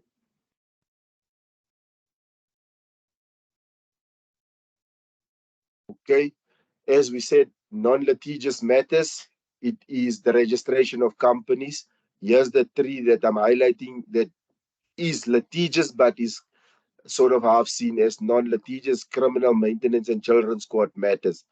When you appear before tribunals, estate planning, drafting of contracts, agreements for transfers of shares, other correspondence or negotiations is all non-litigious work, and there's no prescribed tariffs. This is just again, but this speaks to the factors that is mentioned on page 30 of your readers when you look at how to deal with non-litigious matters. Just make sure you comply with the 13 factors. Complexity is one of them, your seniority, all those things you need to check when dealing with specific matters. But again, you can just go and look at the Old Attorneys Act as well as the Law Society of the Northern Provinces Rule 80 to 86. I would put it there, 86. You can just read it. It's not the alpha and the omega, but you can just go and read it so that you have an idea as to what it is. But if you have those sort of have background knowledge, you won't go wrong dealing with your matters where there's no prescribed tariffs. Because obviously when there's no prescribed tariffs, you would have a fee agreement in place. Sorry to disturb. Can you hear me? Yes, I can hear you. Yes. We've been on the same slide. Can we please just move on to the slide of what you're currently discussing? On my slides, I'm moving them. I don't know. Can you guys see the slides as I'm moving them now? No. Yes. Okay. Yes. Yes, we can. Yes, we can. Yes. Because I could see that the slides was moving. Yes, we can see the slides moving. Sandy, I would suggest that Yes. you just log out and log in again. Oh, okay. Maybe your computer is holding. I see on the chat some people are also complaining as well. So thank you for Because that. the others can, in. yeah, I'll so try just try that. and log in and out, or out and in, because the slides is moving on my side. All right. Thank you, Prof. 100%. Can see it. We're on slide 22. 100%. Okay, so then, as I said, the factors in your readers, you'll find it on page 30, that 12, but it's actually now 13 factors in your, the ones that's mentioned in Rule 80 to 86. Is this meeting being recorded? Yes, it's being recorded. Okay. So there's 13 factors on your page 30 of your readers. And then also I said to you guys earlier, when you conclude a fee agreement, take it to the fees assessment committee.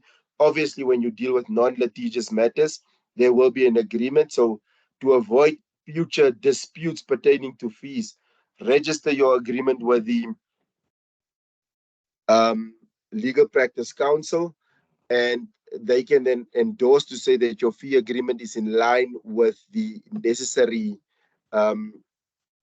prescribed tariffs and the regulations, as well as the code of conduct. Then you know you won't pick up any problems in future. If not, then your things might be subject to scrutiny at some stage, and then you have to now come up with all sorts of explanations if you have not taken these things into consideration. But if you do conclude a fee agreement, please make sure you look at the 13 factors and you base your fee on that. Obviously, if a matter is complex, you can ask a higher fee because it will require more effort, more time. And also you look at the time you're going to spend in it. Do you need to get an expert involved? And all those types of things that you need to check at all times. So when you deal with these types of matters, make sure that you check that 13 factors, because that 13 factors will help you tremendously in making sure that you don't get it wrong. So I've tried to sort of half capture them here. It's like the amount and importance of work done. But now I think, yeah, it's 12 here, but I think there must be 13. So I've just captured them here, but you don't need to know them verbatim. They sit in your rules, in your, say your rules in your readers. So you need to just check the documents that you need to peruse, time spent by the practitioner. All those things needs to be taken into account. And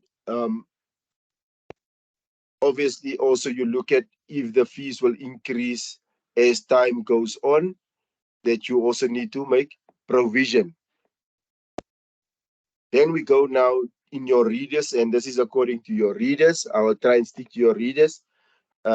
It's where we talk about civil litigious work now, civil litigious work or fees, and the civil litigious matters is matters in general that where a party is successful, that party will be able to recover his or her legal costs in terms of a court order. And it's important to note that the litigant is unlikely to recover all his or her legal fees, or let me not say legal fees, legal costs, more or less. Not, it's unlikely to recover all legal costs, because I said legal costs contains two components, it's fees and disbursements, but only a portion thereof. Now, the award, or where cost is awarded in legal proceedings, it's at the court's discretion.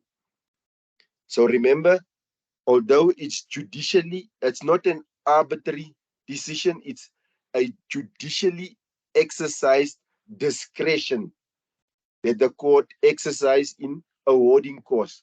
So this rule comes from our common law. The court will decide, looking at the matter, who's entitled to costs.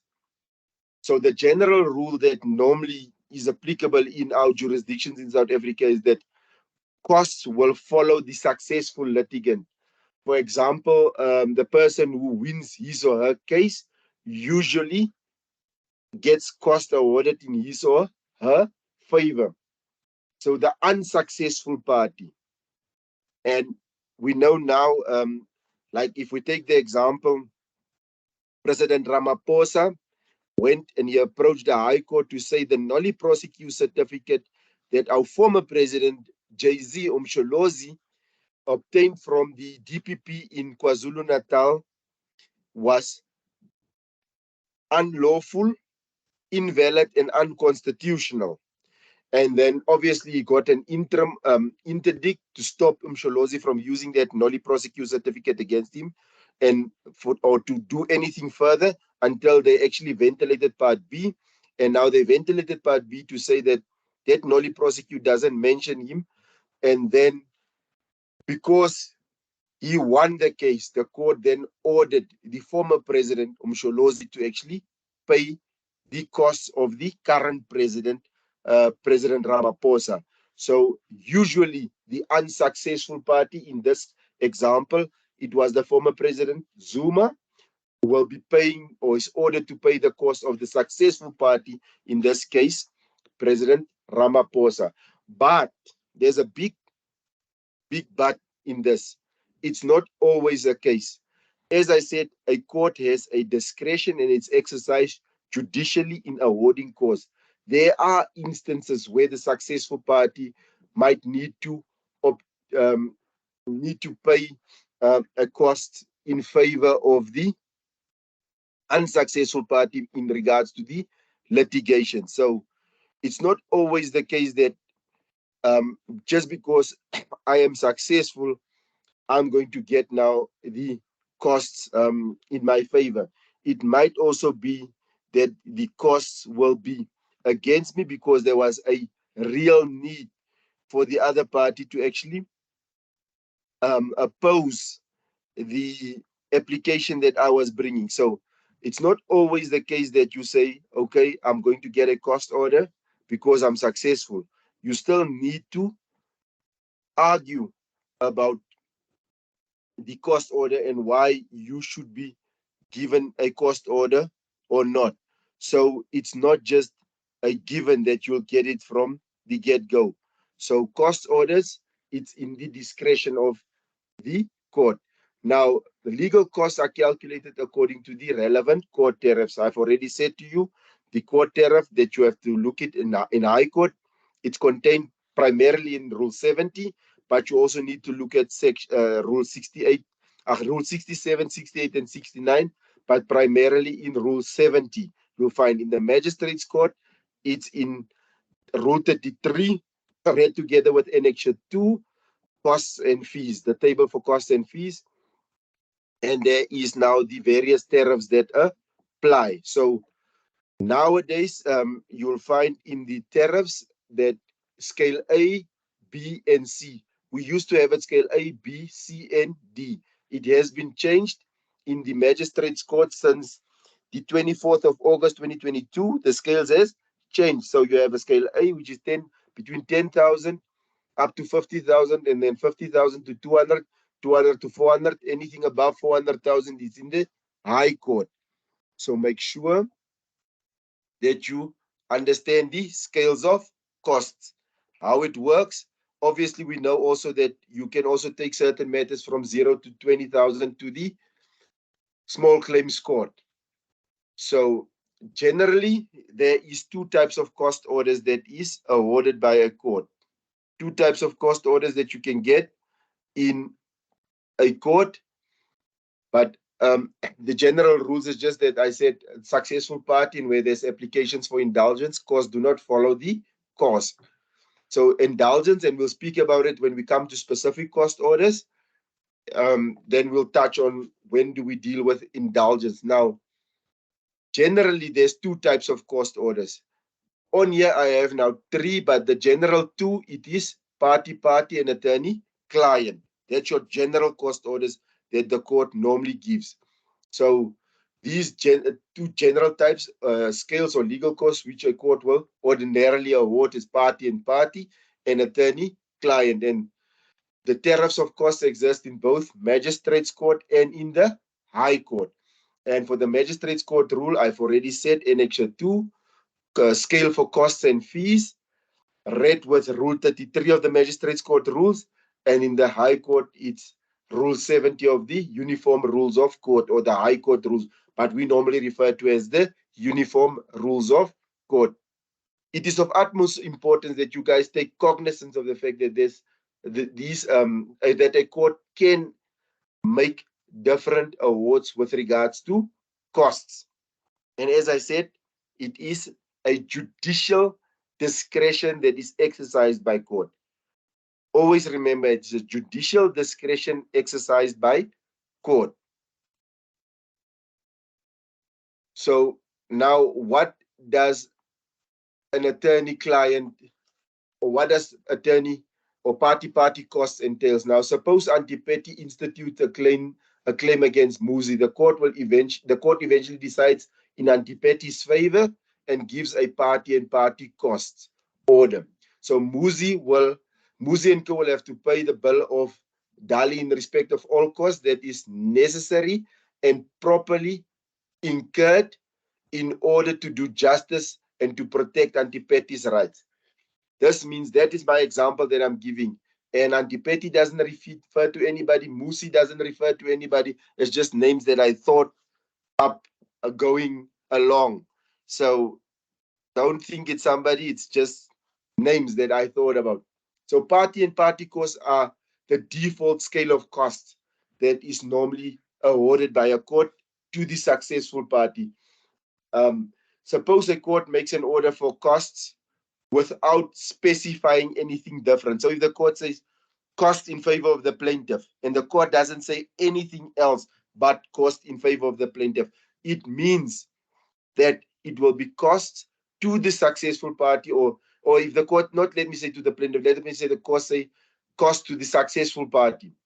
In that case, the successful party will only be allowed to recover costs based on a party scale in accordance with the relevant court tariff.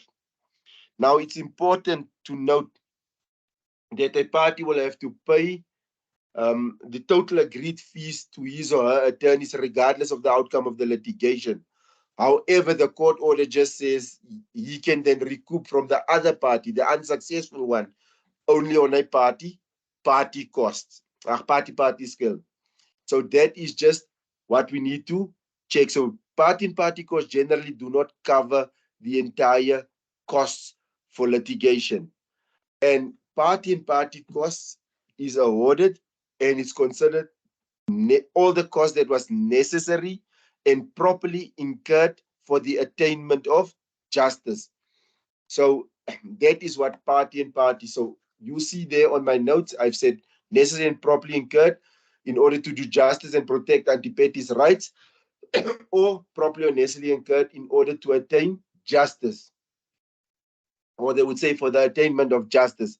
So that is what you look at when you deal with party costs. Now, attorney-client costs, that is something a little bit different. And attorney-client costs, it's a little bit more wider. There, the court is a little bit more sort of half relaxed in the type of items, or not the court, let me say the taxing master. When the bill of cost is taxed, they are a little bit more relaxed on what they will allow on the bill of costs. Maybe you had a telephone call with the client and also write a letter. Where in party costs, they will just say necessary and properly incurred. So they will check, was the letter necessary? Yes. But the telephone call, no, it wasn't necessary.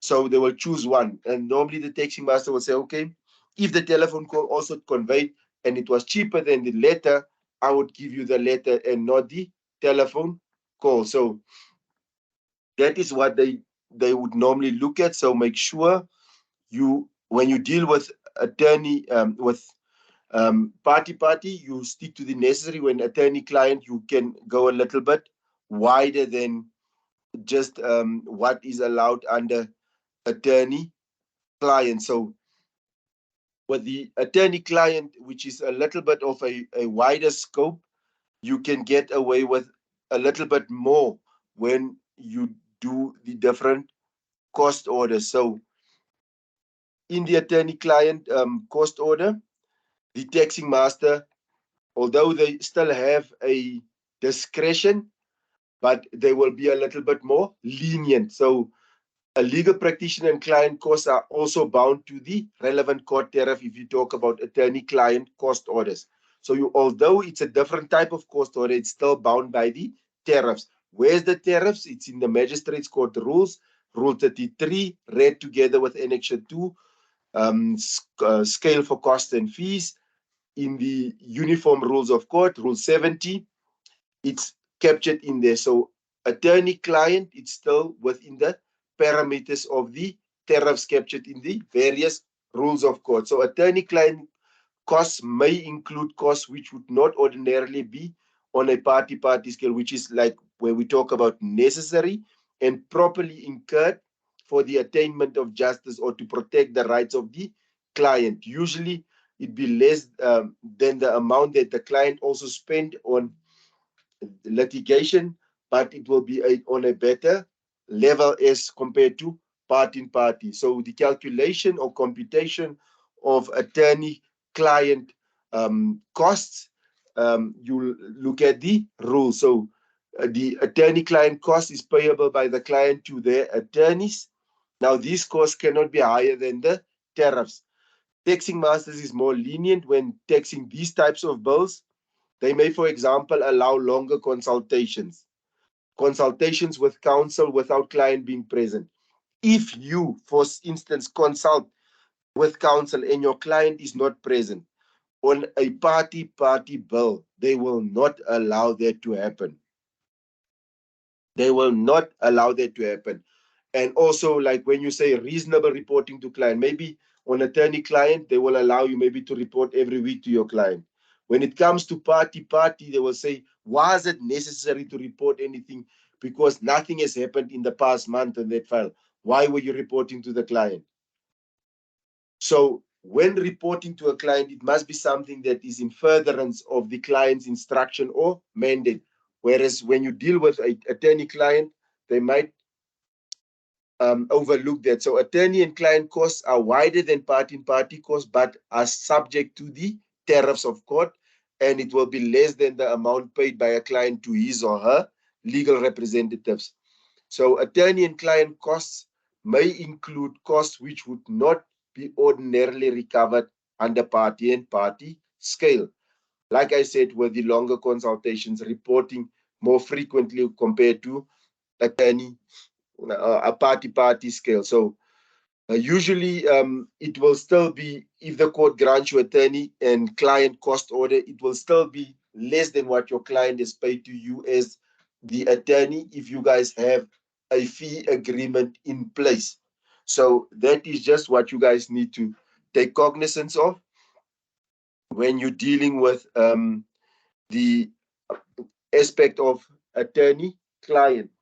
Now, when we talk about the magistrates court only has the powers to give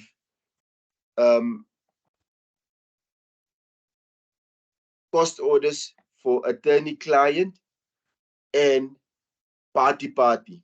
Magistrates courts are not allowed to give cost orders that is on attorney-owned client. A magistrate's court doesn't have the power to give such an order. Magistrates' orders are bound to two orders. That's why I said, generally speaking, you have the two cost orders. So for you as a candidate legal practitioner, your starting blocks will be in the magistrate's court, and that is the two orders that you will get. Only when you're in a high court, you can get now an attorney-owned client cost order. And normally attorney-owned client cost orders sort of half covers your real legal expenses. So you would be able to actually get your real legal expenses that you have paid to your legal practitioner. So the legal practitioner would then sort of have, if they manage to secure a cost order on attorney-owned client, you'd be able to get the entire fees from your client. So when we talk about attorney-client, before I move over to attorney-owned client, attorney-client, I'll just put in maybe a couple of more examples in your chat box then. Examples of costs that may be included in your attorney-client cost or bill of costs. I'll just quickly in your chats just for you guys to sort of get some examples. This is the type of things that you can have in attorney-owned client. It's like maybe if you have to make an extra copy of documents, correspondence and consultation between the attorney and his or her client regarding a matter. So that is some of the things that you can include in your attorney-client bill of cost.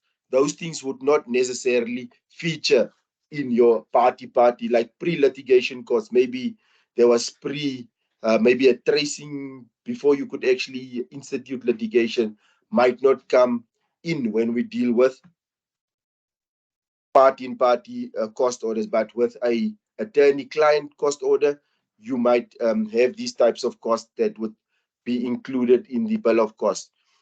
Now, when we talk about attorney-owned client, this type of cost award is only possible and it will only arise in extreme circumstances. Attorney and own client costs are the full costs which a legal representative may recover from his or her client according to the mandate.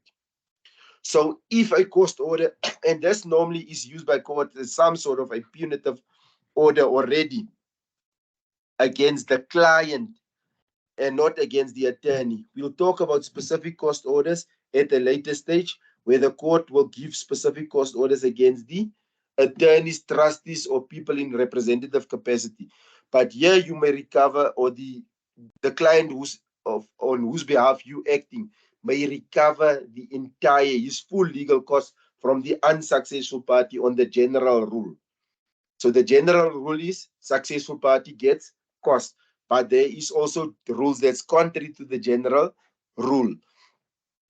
So now, where a party seeks a cost on an attorney-owned client basis, the intended effect is that the unsuccessful party will be required to pay the other side's actual legal fees without reference to the court tariffs. So if there's an agreement between you and your client, which is higher than the prescribed tariffs, be it in match court, be it in high court, and you are successful and the court says cost is awarded on attorney-owned client scale, your client can recoup that orders.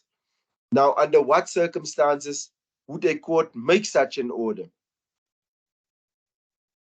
The courts have made these orders, but they don't very often make them. It's like in extreme circumstances. Now, there's two circumstances where a court can actually award you this type of cost orders. Okay, did I miss something here? Okay, I was going one up. I'm supposed to go attorney-owned clients. Now, there's two instances where a court may award you these types of orders. When parties have agreed to this, so if there's an agreement, it's in an agreement, it's somewhere in an agreement that they say, if there's a dispute and whoever is successful, the other party will have to pay his or her fees on attorney-owned client, then that clause is captured in a contract or in an agreement, off you go, the court will award it. Or when the court sort of look at the party who's litigating, and in this instance, former president is litigating against the current president and the court disapproves of that party's conduct in relationship in the litigation process, they then award such cost orders when they disapprove the other litigant. So if the one is the applicant and the other one is the respondent, and the court is not happy with the respondent's behavior, they award a cost order on attorney-owned client scale against the respondent, or maybe respondent and they're not happy with the applicant's behavior. Although the applicant is successful with the merits of the case, a cost order can still follow against him because it was necessary for the respondent to react in a specific way and oppose, because what the applicant was seeking was not entirely in line with the rules of court or the constitution, or for some odd reason, or the plaintiff or the defendant. So two circumstances: in an agreement, or the court disapproves a party's behavior in the litigation proceedings. Obviously, if the court is not happy with you as a practitioner, representative, or a person in a representative capacity, be it the executor, the trustee, or a receiver or liquidator, they will also give costs, and that will be cost the bonus proprius, but we'll get to it when we talk about specific cost orders. And cost the bonus proprius can be on a party-party, attorney-client, or attorney-owned client. If the court gives cost the bonus proprius on attorney-owned client scale, then you know your behavior was scathing when the court gives that type of cost order. But normally, the court will give attorney-owned client under the two circumstances. Now, how do you calculate this? This would normally be attorney-owned client costs are payable by a client or his or her attorney or legal representative for professional as per the mandate in terms of the agreement between the parties. Now, for these costs, it will be found in the mandate letter or the mandate that was concluded between the client. And this is where we started off our lecture when we said we need to speak about with client about the guesstimate, and then you say, okay, this is my normal fee, but because this matter is complex, as per the factors that is mentioned in that 13 factors that I mentioned, it's complex, it needs specialist attention, it's going to take a lot of time of me, this is my level of seniority, all those things is in the mandate, it's captured there, and then you'll work on that. So charges are often time-based in excess of the prescribed tariffs of a specific court, be it High Court or Magistrates Court. So strictly speaking, the client can recover every cent, every penny that he or she spent it on litigating that matter from the unsuccessful party. So in practice, however, the taxing masters tend not to allow excess fees as they do not wish to punish an unsuccessful litigant for defending a specific matter.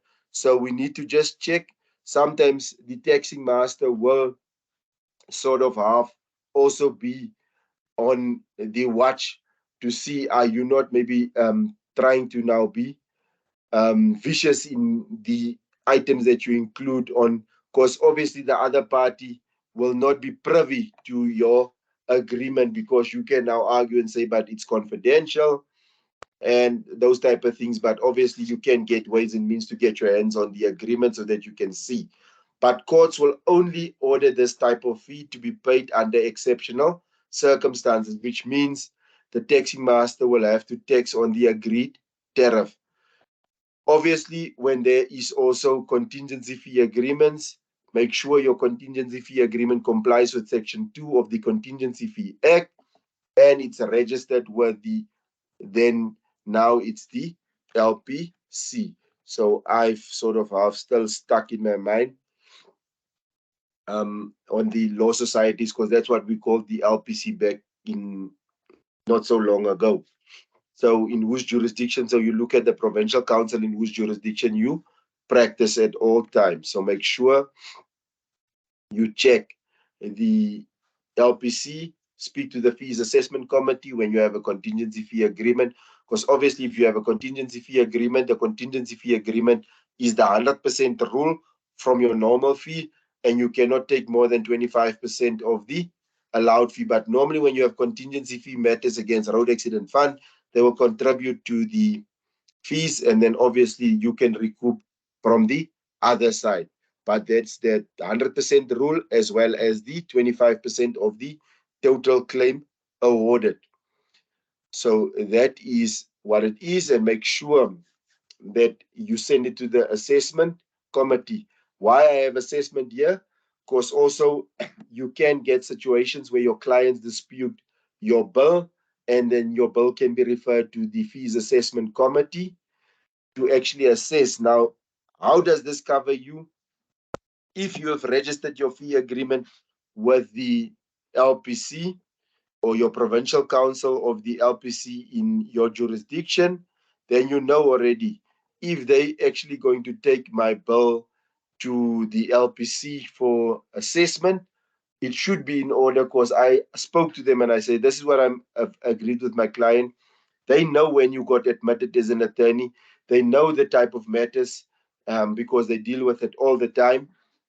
And to see if you charge an exorbitant amount or was it reasonable fees for the complexity, time spent, also your years of experience. All those 13 factors will be taken into account. And if it's registered, then you will easily get away with the bill. Why I'm saying to you this to you guys, when I was a second year article clerk, back in the day, we charged or we asked the client to pay a 5,000 rand deposit into our firm's bank account. It was for a motor vehicle accident where there was an accident between two vehicles, and then somehow we dealt with the matter. We throwed up our bill of costs as when at that time, and we charged client for 3,000. I think it was close to 3,700 and some cents, and there was 1,200 and some odd cents left on the or for in trust for the client. We then rendered our bill of cost, and the client said, but this was exorbitant. And at some stage, then they referred the matter to the then Cape Law Society, and we had to take our file or copy of our file to them with all the notes and everything, the work that was done. And then they assessed our file, and the assessment came back.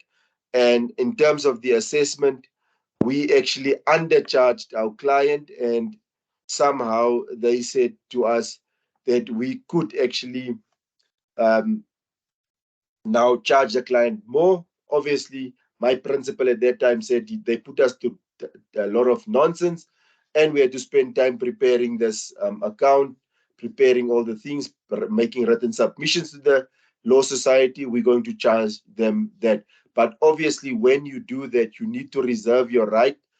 You need to give written notice to the client to say that you reserve your right to charge the higher fee if it comes back from assessment and they say that you've charged them a lesser fee than what you were entitled to. If you don't, you cannot charge the higher fee. Then you have to stick to the account that was given to the client. And obviously, once you've reserved that right, when the statement comes back and they say you can charge a higher fee, you can withdraw the previous statement of account and then charge the full fees, which was subject to assessments. This means that he or she initially did, you as the legal practitioner did not charge the client all the fees for the work that you have done. So this can be done. So just keep it in the back of your mind.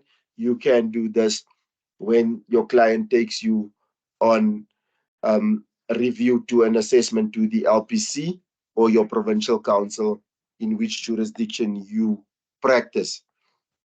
Guys, I think I've said enough for tonight. I will stay behind for people that has questions pertaining to what we've discussed, because I can see there's a hand up.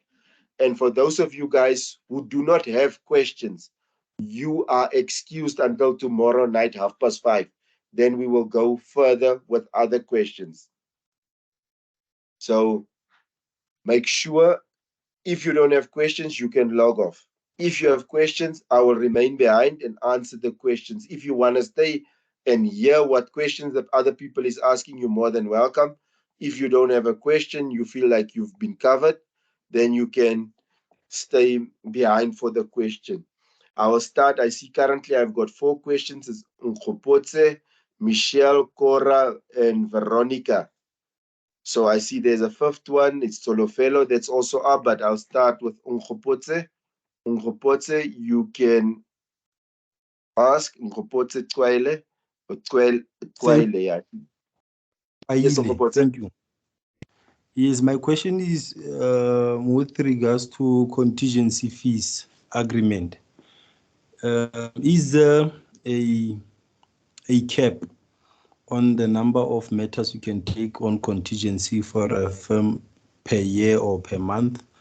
And are they all registered with LPC or once? You can take as many matters as your firm can handle. Obviously, you need to take due diligence in saying, will I be able to handle them all with the same amount of attention and care?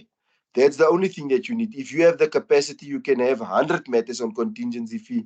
Also, given that your firm has got deep pockets to actually carry all the disbursements that will arise at the beginning, then you can take. There's no limit on how many you can take.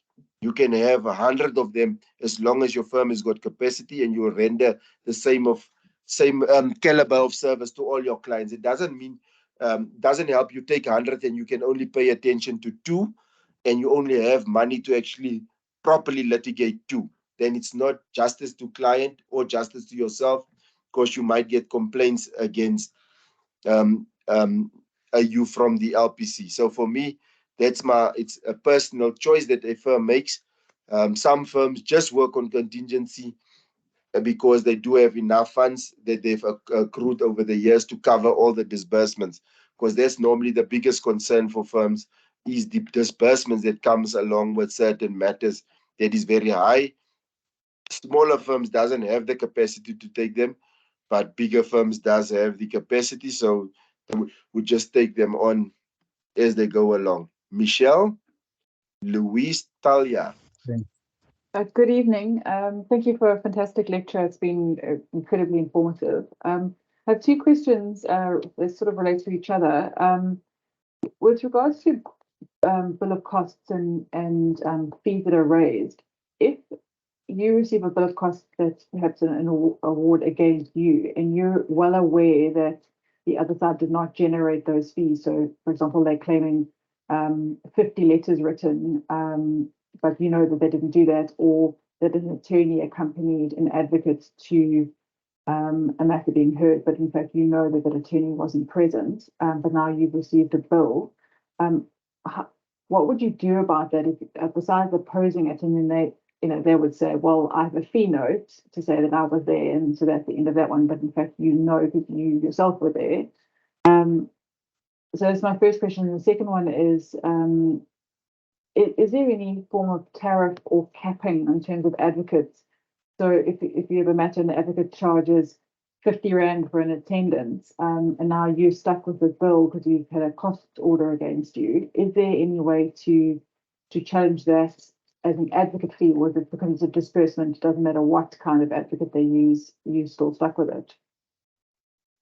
Obviously, when you get a bill of cost, and it must be an itemized bill of cost, you have the right to actually dispute an item that was on there, and they must render proof of that item. So if they say they've written 50 letters and it's on a party scale, then you need to check, was this letter necessary in furtherance for the attainment of justice? So was it necessary and properly incurred?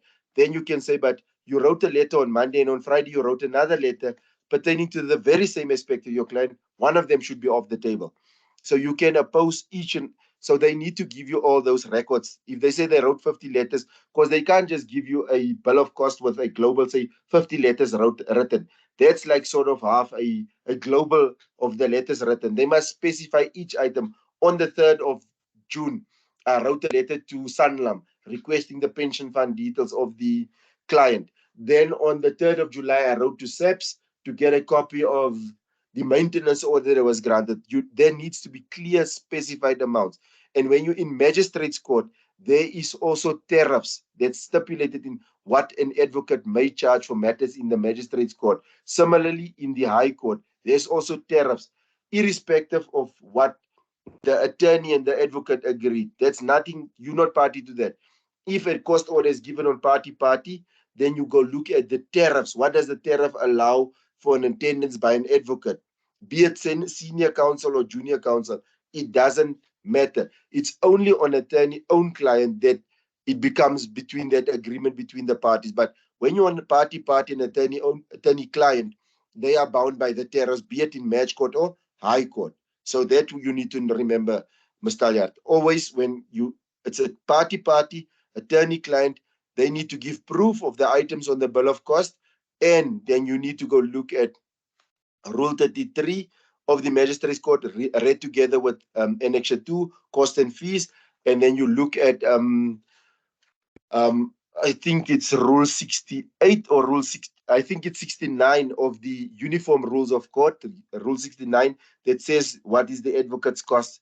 But you can just check in between that 4 rules. They have the rule that specifically speaks what they may and may not charge as advocates in specific, or what must be allowed on the bill of cost.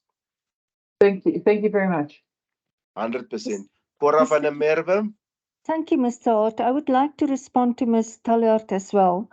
Normally, when you get a bill of cost or you want to present a bill of cost, you do a notice of intention to tax. And on that notice of intention to tax, you invite your opponent for 10 days after the service of the notice to go and inspect the file, and then 10 days after the inspection to prepare the notices. I will actually invite the people to take that opportunity up to go and inspect the files. Just by example, I've been in Durban last month to go and inspect files for a bill of costs that we received. They claimed 38 letters, and when I arrived, there were none on file on that specific file. And the taxing master can only tax for work actually done. So I then recorded in my opposition there were no letters written. So actually the taxing master cannot allow anything. A taxation to come at the taxation and say, prove to me that you've done the work. Taxing masters will not allow that, because normally they allow a 40-minute slot or a 30-minute slot for a taxation of a bill of costs.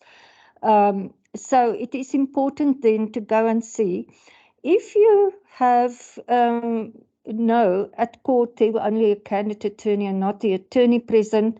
For example, in an example, they say they have a file note. You can say to the taxing master, yes, they do have a file note, but I was there. I can confirm the person was not there. And then the taxing master will stand off and maybe ask for further proof or whatever. So what a file note is not the alpha and the omega at the end of a taxation.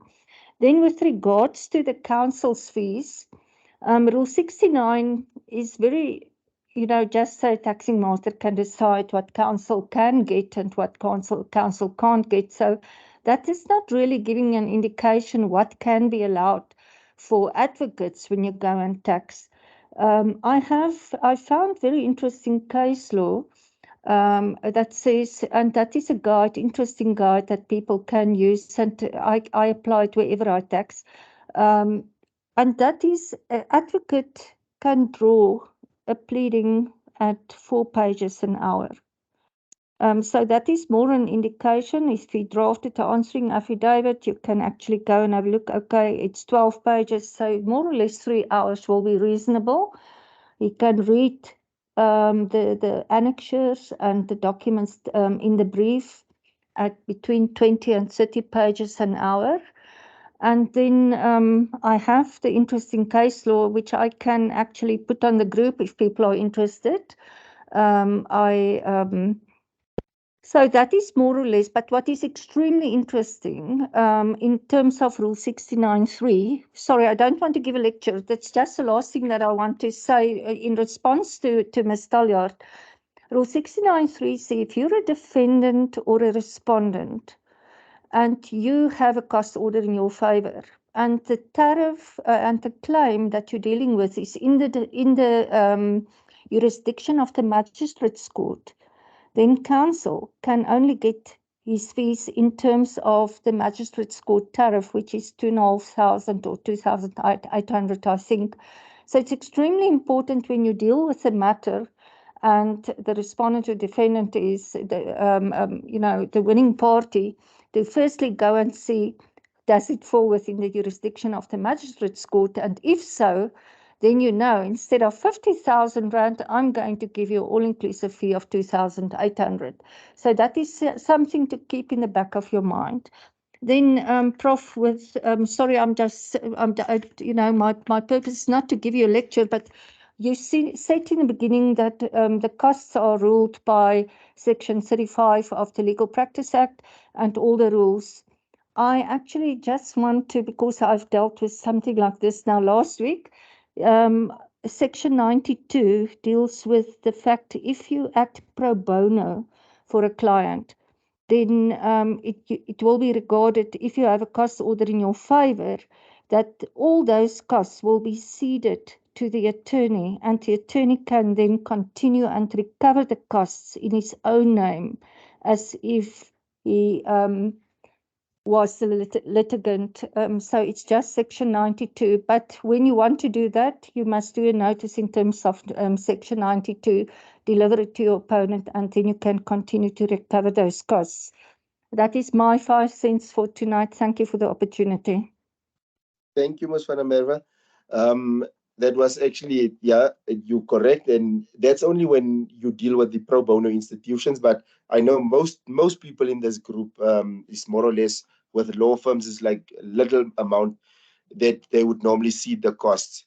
But you are correct in saying that in section in 92. Tsholofelo. Thank you, Prof. Am I audible? You are audible.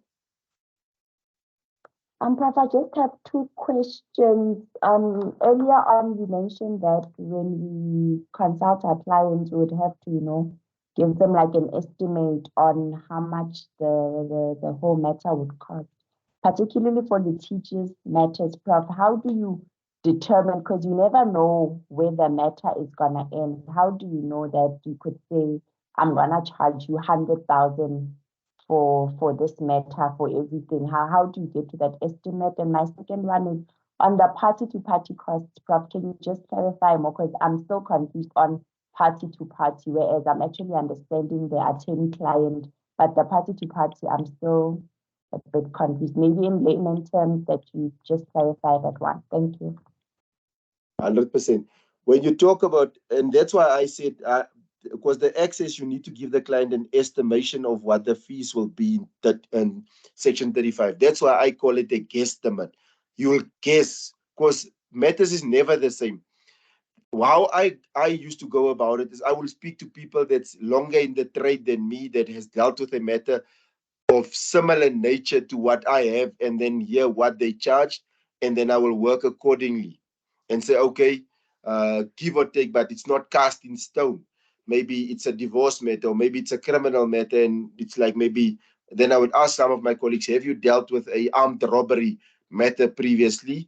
There's 3 accused in, we are expecting maybe 6 witnesses. It might sit for 5 days. What did you ask as a deposit and as a fee? Then they would say, okay, no, we said them, they must bring a deposit of 50,000. And so give or take, I would speak to my older colleagues, but obviously as I grew older, I also now started to get the hang of things. Okay, this is a case of breach of contract. This is what more or less entail. Okay, we'll need to call 2 witnesses. Maybe they will call 3, or maybe it's something that we can discuss or decide or argue on papers. Okay, it will take maybe 2 days to argue. My day fee is X, Y, and Z, then I can give the client an estimation of what it is. But obviously, you have to speak to your colleagues. And obviously, if you are a candidate attorney still in the employ, you can speak to your principal. He should be giving you guidance on that.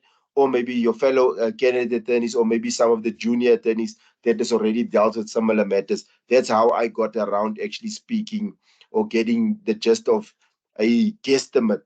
If, like, I call it a guesstimate and not an estimate, because it's purely a guess, and you need to tell the client this might be less, it might be more. Sindiswa, you can come through, and then it's Richard Ali. Prof, you didn't answer my question. Party-to-party costs. Sorry to interject. Sorry, Tsholofelo, what? Sindiswa, just you. What did you say about the party cost? I needed you to just clarify it like in layman terms because I'm still a bit confused on what are party costs, So but I actually party understand. and party costs for me, it's the basic cost. All the cost that is necessary and properly incurred. So it's only like say, okay, you have to go to court to get a summons issued and take it to the sheriff so that they can serve it. That's necessary attendances.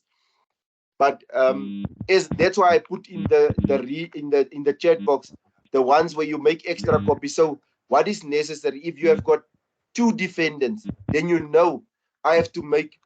There needs to be an original. There needs to be an office copy for my office file, and 2 that needs to be served on the defendant. If you make a 5th copy or a 3rd copy, let me see, original plus 4 copies, then you know the 1 copy is unnecessary because you will have 2 copies on your file. So they will only allow you to have, if you have 2 defendants, to have an original and 3 copies. But if you have 1 defendant, then you know they will allow you to have an original and 2 copies. So certain things becomes unnecessary. If you report to your client via telephone to say summons was issued, you don't need to write a letter also to say summons was issued because you told the client already on telephone call. But while in attorney-client, they will allow you that phone call, maybe in the letter. But in a party course, they will say you have to choose one of them, and the taxing master will normally choose the one that cost the client the least. That's the one with party necessary. It's a very narrow definition of what's allowed. Okay. There is Sindiswa. Sindiswa. Hi, Mr. Hart. I've got 2 questions. The first is what happens if your client dies? I'd put it on the chat. So what happens if your client dies just after conclusion of a matter and they'd only paid the deposit? Will you then be a creditor to their estate? Yes. You'll be a creditor to their estate. You can recoup the monies from the estate if the estate has money in it. Whatever is the balance, say for instance, they paid maybe 50,000 rand to you, but the eventual account is maybe 70,000, you'll have a claim of 20,000. Given that maybe a cost order was given in favor of your client and they recoup the monies, you recoup it from the estate. So you just need to then tell the executor that, listen, yeah, your client now or the deceased estate now owes our firm because we dealt with the matter and it was concluded, judgment was given. The only thing that was outstanding is him to pay our account. You claim it from the estate. So do you get pushed up the ranks of the creditors or do you have to just wait in line with all the creditors? You are waiting in line with all the creditors because that your legal cost is not seen as a preferential creditor. Yeah. Okay, then the second question, in a scenario when a new client has been arrested and you appear for them in court for bail application, how do you get a written mandate? Sorry, just come again. If your client is arrested, how do you get a written mandate? Is that what you asked? Yes, like a new client, you're getting a call, a new client needs to see you, they've been arrested for drunk driving, for example, and they're going to appear on that Monday, or they're going to appear the next day. How do you get a written mandate? Because remember, attorneys is allowed to visit their clients at any time, be it in police cells or at court, at prison. You are allowed to have legal visits. You can go to the police station, say, I was called by this client's family. He needs a lawyer and I need to speak to him. Please, can he be availed to actually, so that I can consult with him? So they must allow you, then you can consult, you can go back to your office, type up the mandate, bring it back to the client for the client to sign. Doesn't matter where the client is at, police station or the prison, they must make, you just need to find out, some prisons have certain regulations on how you make an appointment. You just phone them, make the appointment or send an email and you get your appointment, but they cannot deny your client. And there's no limitation on how many times you can visit your client. There's no limitation. As long as it's between the business hours before what they say lockdown. Because lockdown normally happens at 3:30. By 3:30, all prisoners must be, as per the prison rules and regulations, in lockup. So you need to just schedule between 8 and 3:30 your consultation. Okay, perfect. Thanks. 100%. Then it's Richard. Richard, you had a question? Yeah, thanks. Thank you, sir. Very brilliant lecture. Thanks. I've just got two questions. The one, if a punitive costs order is made against you in the High Court, for example, is there recourse for you to take that up on review because an adverse finding has been made against you? So the question is, can you take it up on review or appeal that punitive cost? And then my second question is, a lot of courts these days prefer, before you come to the court, while the matter's been enrolled in the High Court, the rules make provision for you to enter into mediation. Now, once you enter into that mediation process and you reach a settlement agreement, can you also file for costs in mediations? Thanks. Okay. No, it's correct that when you come to cost orders, there is now in mediations, and I'll deal with that one first, because mediation or settlement is like when parties come to a settlement, in your settlement agreement, you can make provision for costs to be in that settlement agreement, and then you make it as part of the court order. So you can then, in terms of Rule 34 in the Uniform Rules of Court, make cost as part of the court order in the settlement agreement. So then it becomes part of the order that the other party needs to adhere to. In the magistrate's court, you'll use Rule 27(3) to say, okay, we agree that you're going to pay us X amount, but you're also going to pay Y amount towards our legal costs. Capture it in a written format as part of the settlement agreement, make it an order of court, and it will have the same force in effect as a court order. When it comes to when a cost order is given to you, a cost order is judicially exercised. It's an order of court.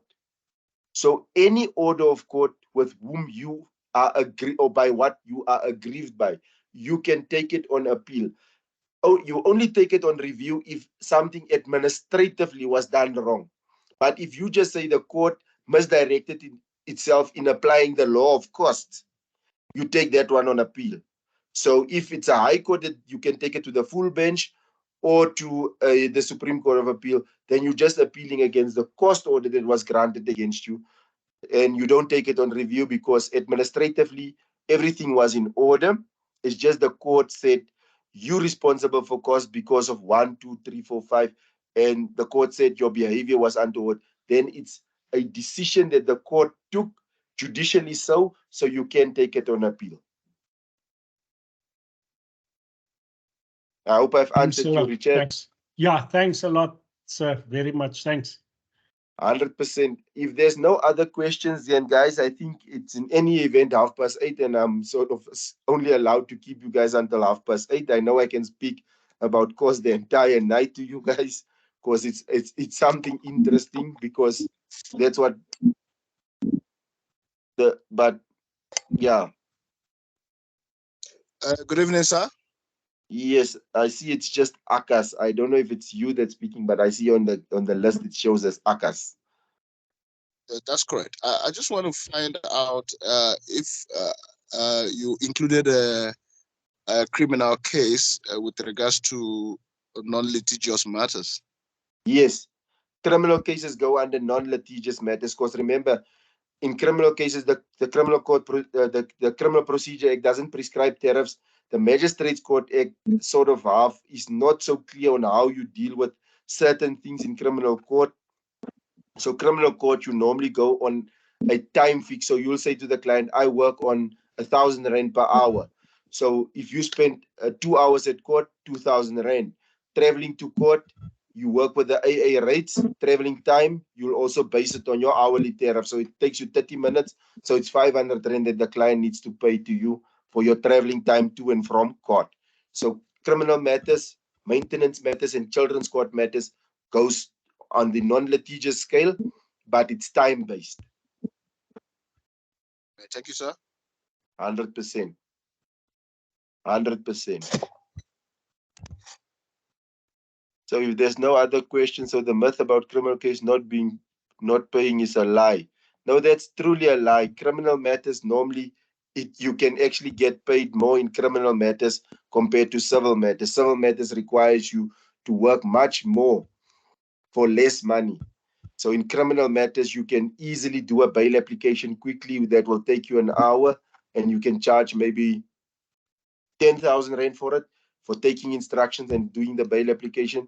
If you do civil work and you stick to the tariff, you'll take a couple of days' work to get to that 10,000 Rand.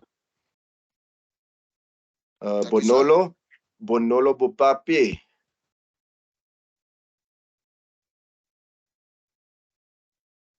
Bonolo.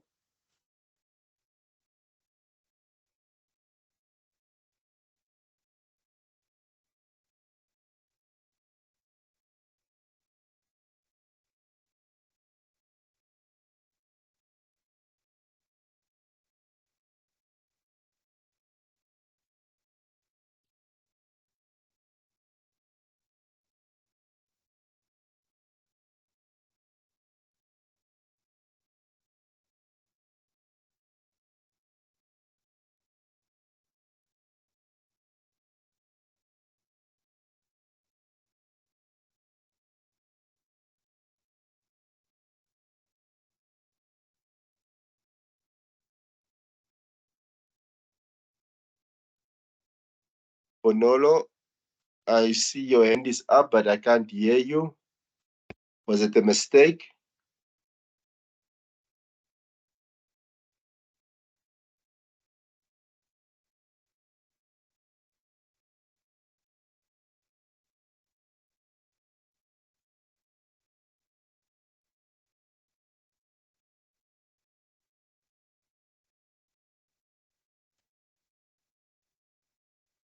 Okay, guys, I'm logging off. So good night and have a blessed. See you guys tomorrow.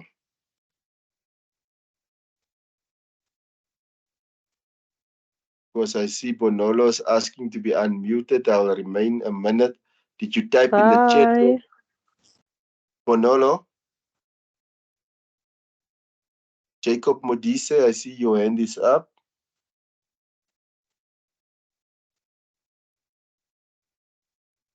Jacob is gone. I wanted to say thank you actually. Thanks. Okay, Jacob. Thank you. Thank you, Cindy. Thank you. Okay, guys, good evening and see you guys tomorrow. Bonolo, if you can't get your question in tonight, you can tomorrow also just start off with your question quickly. Then I'll try and attend to it ASAP. Thank you. Bye. Pleasure.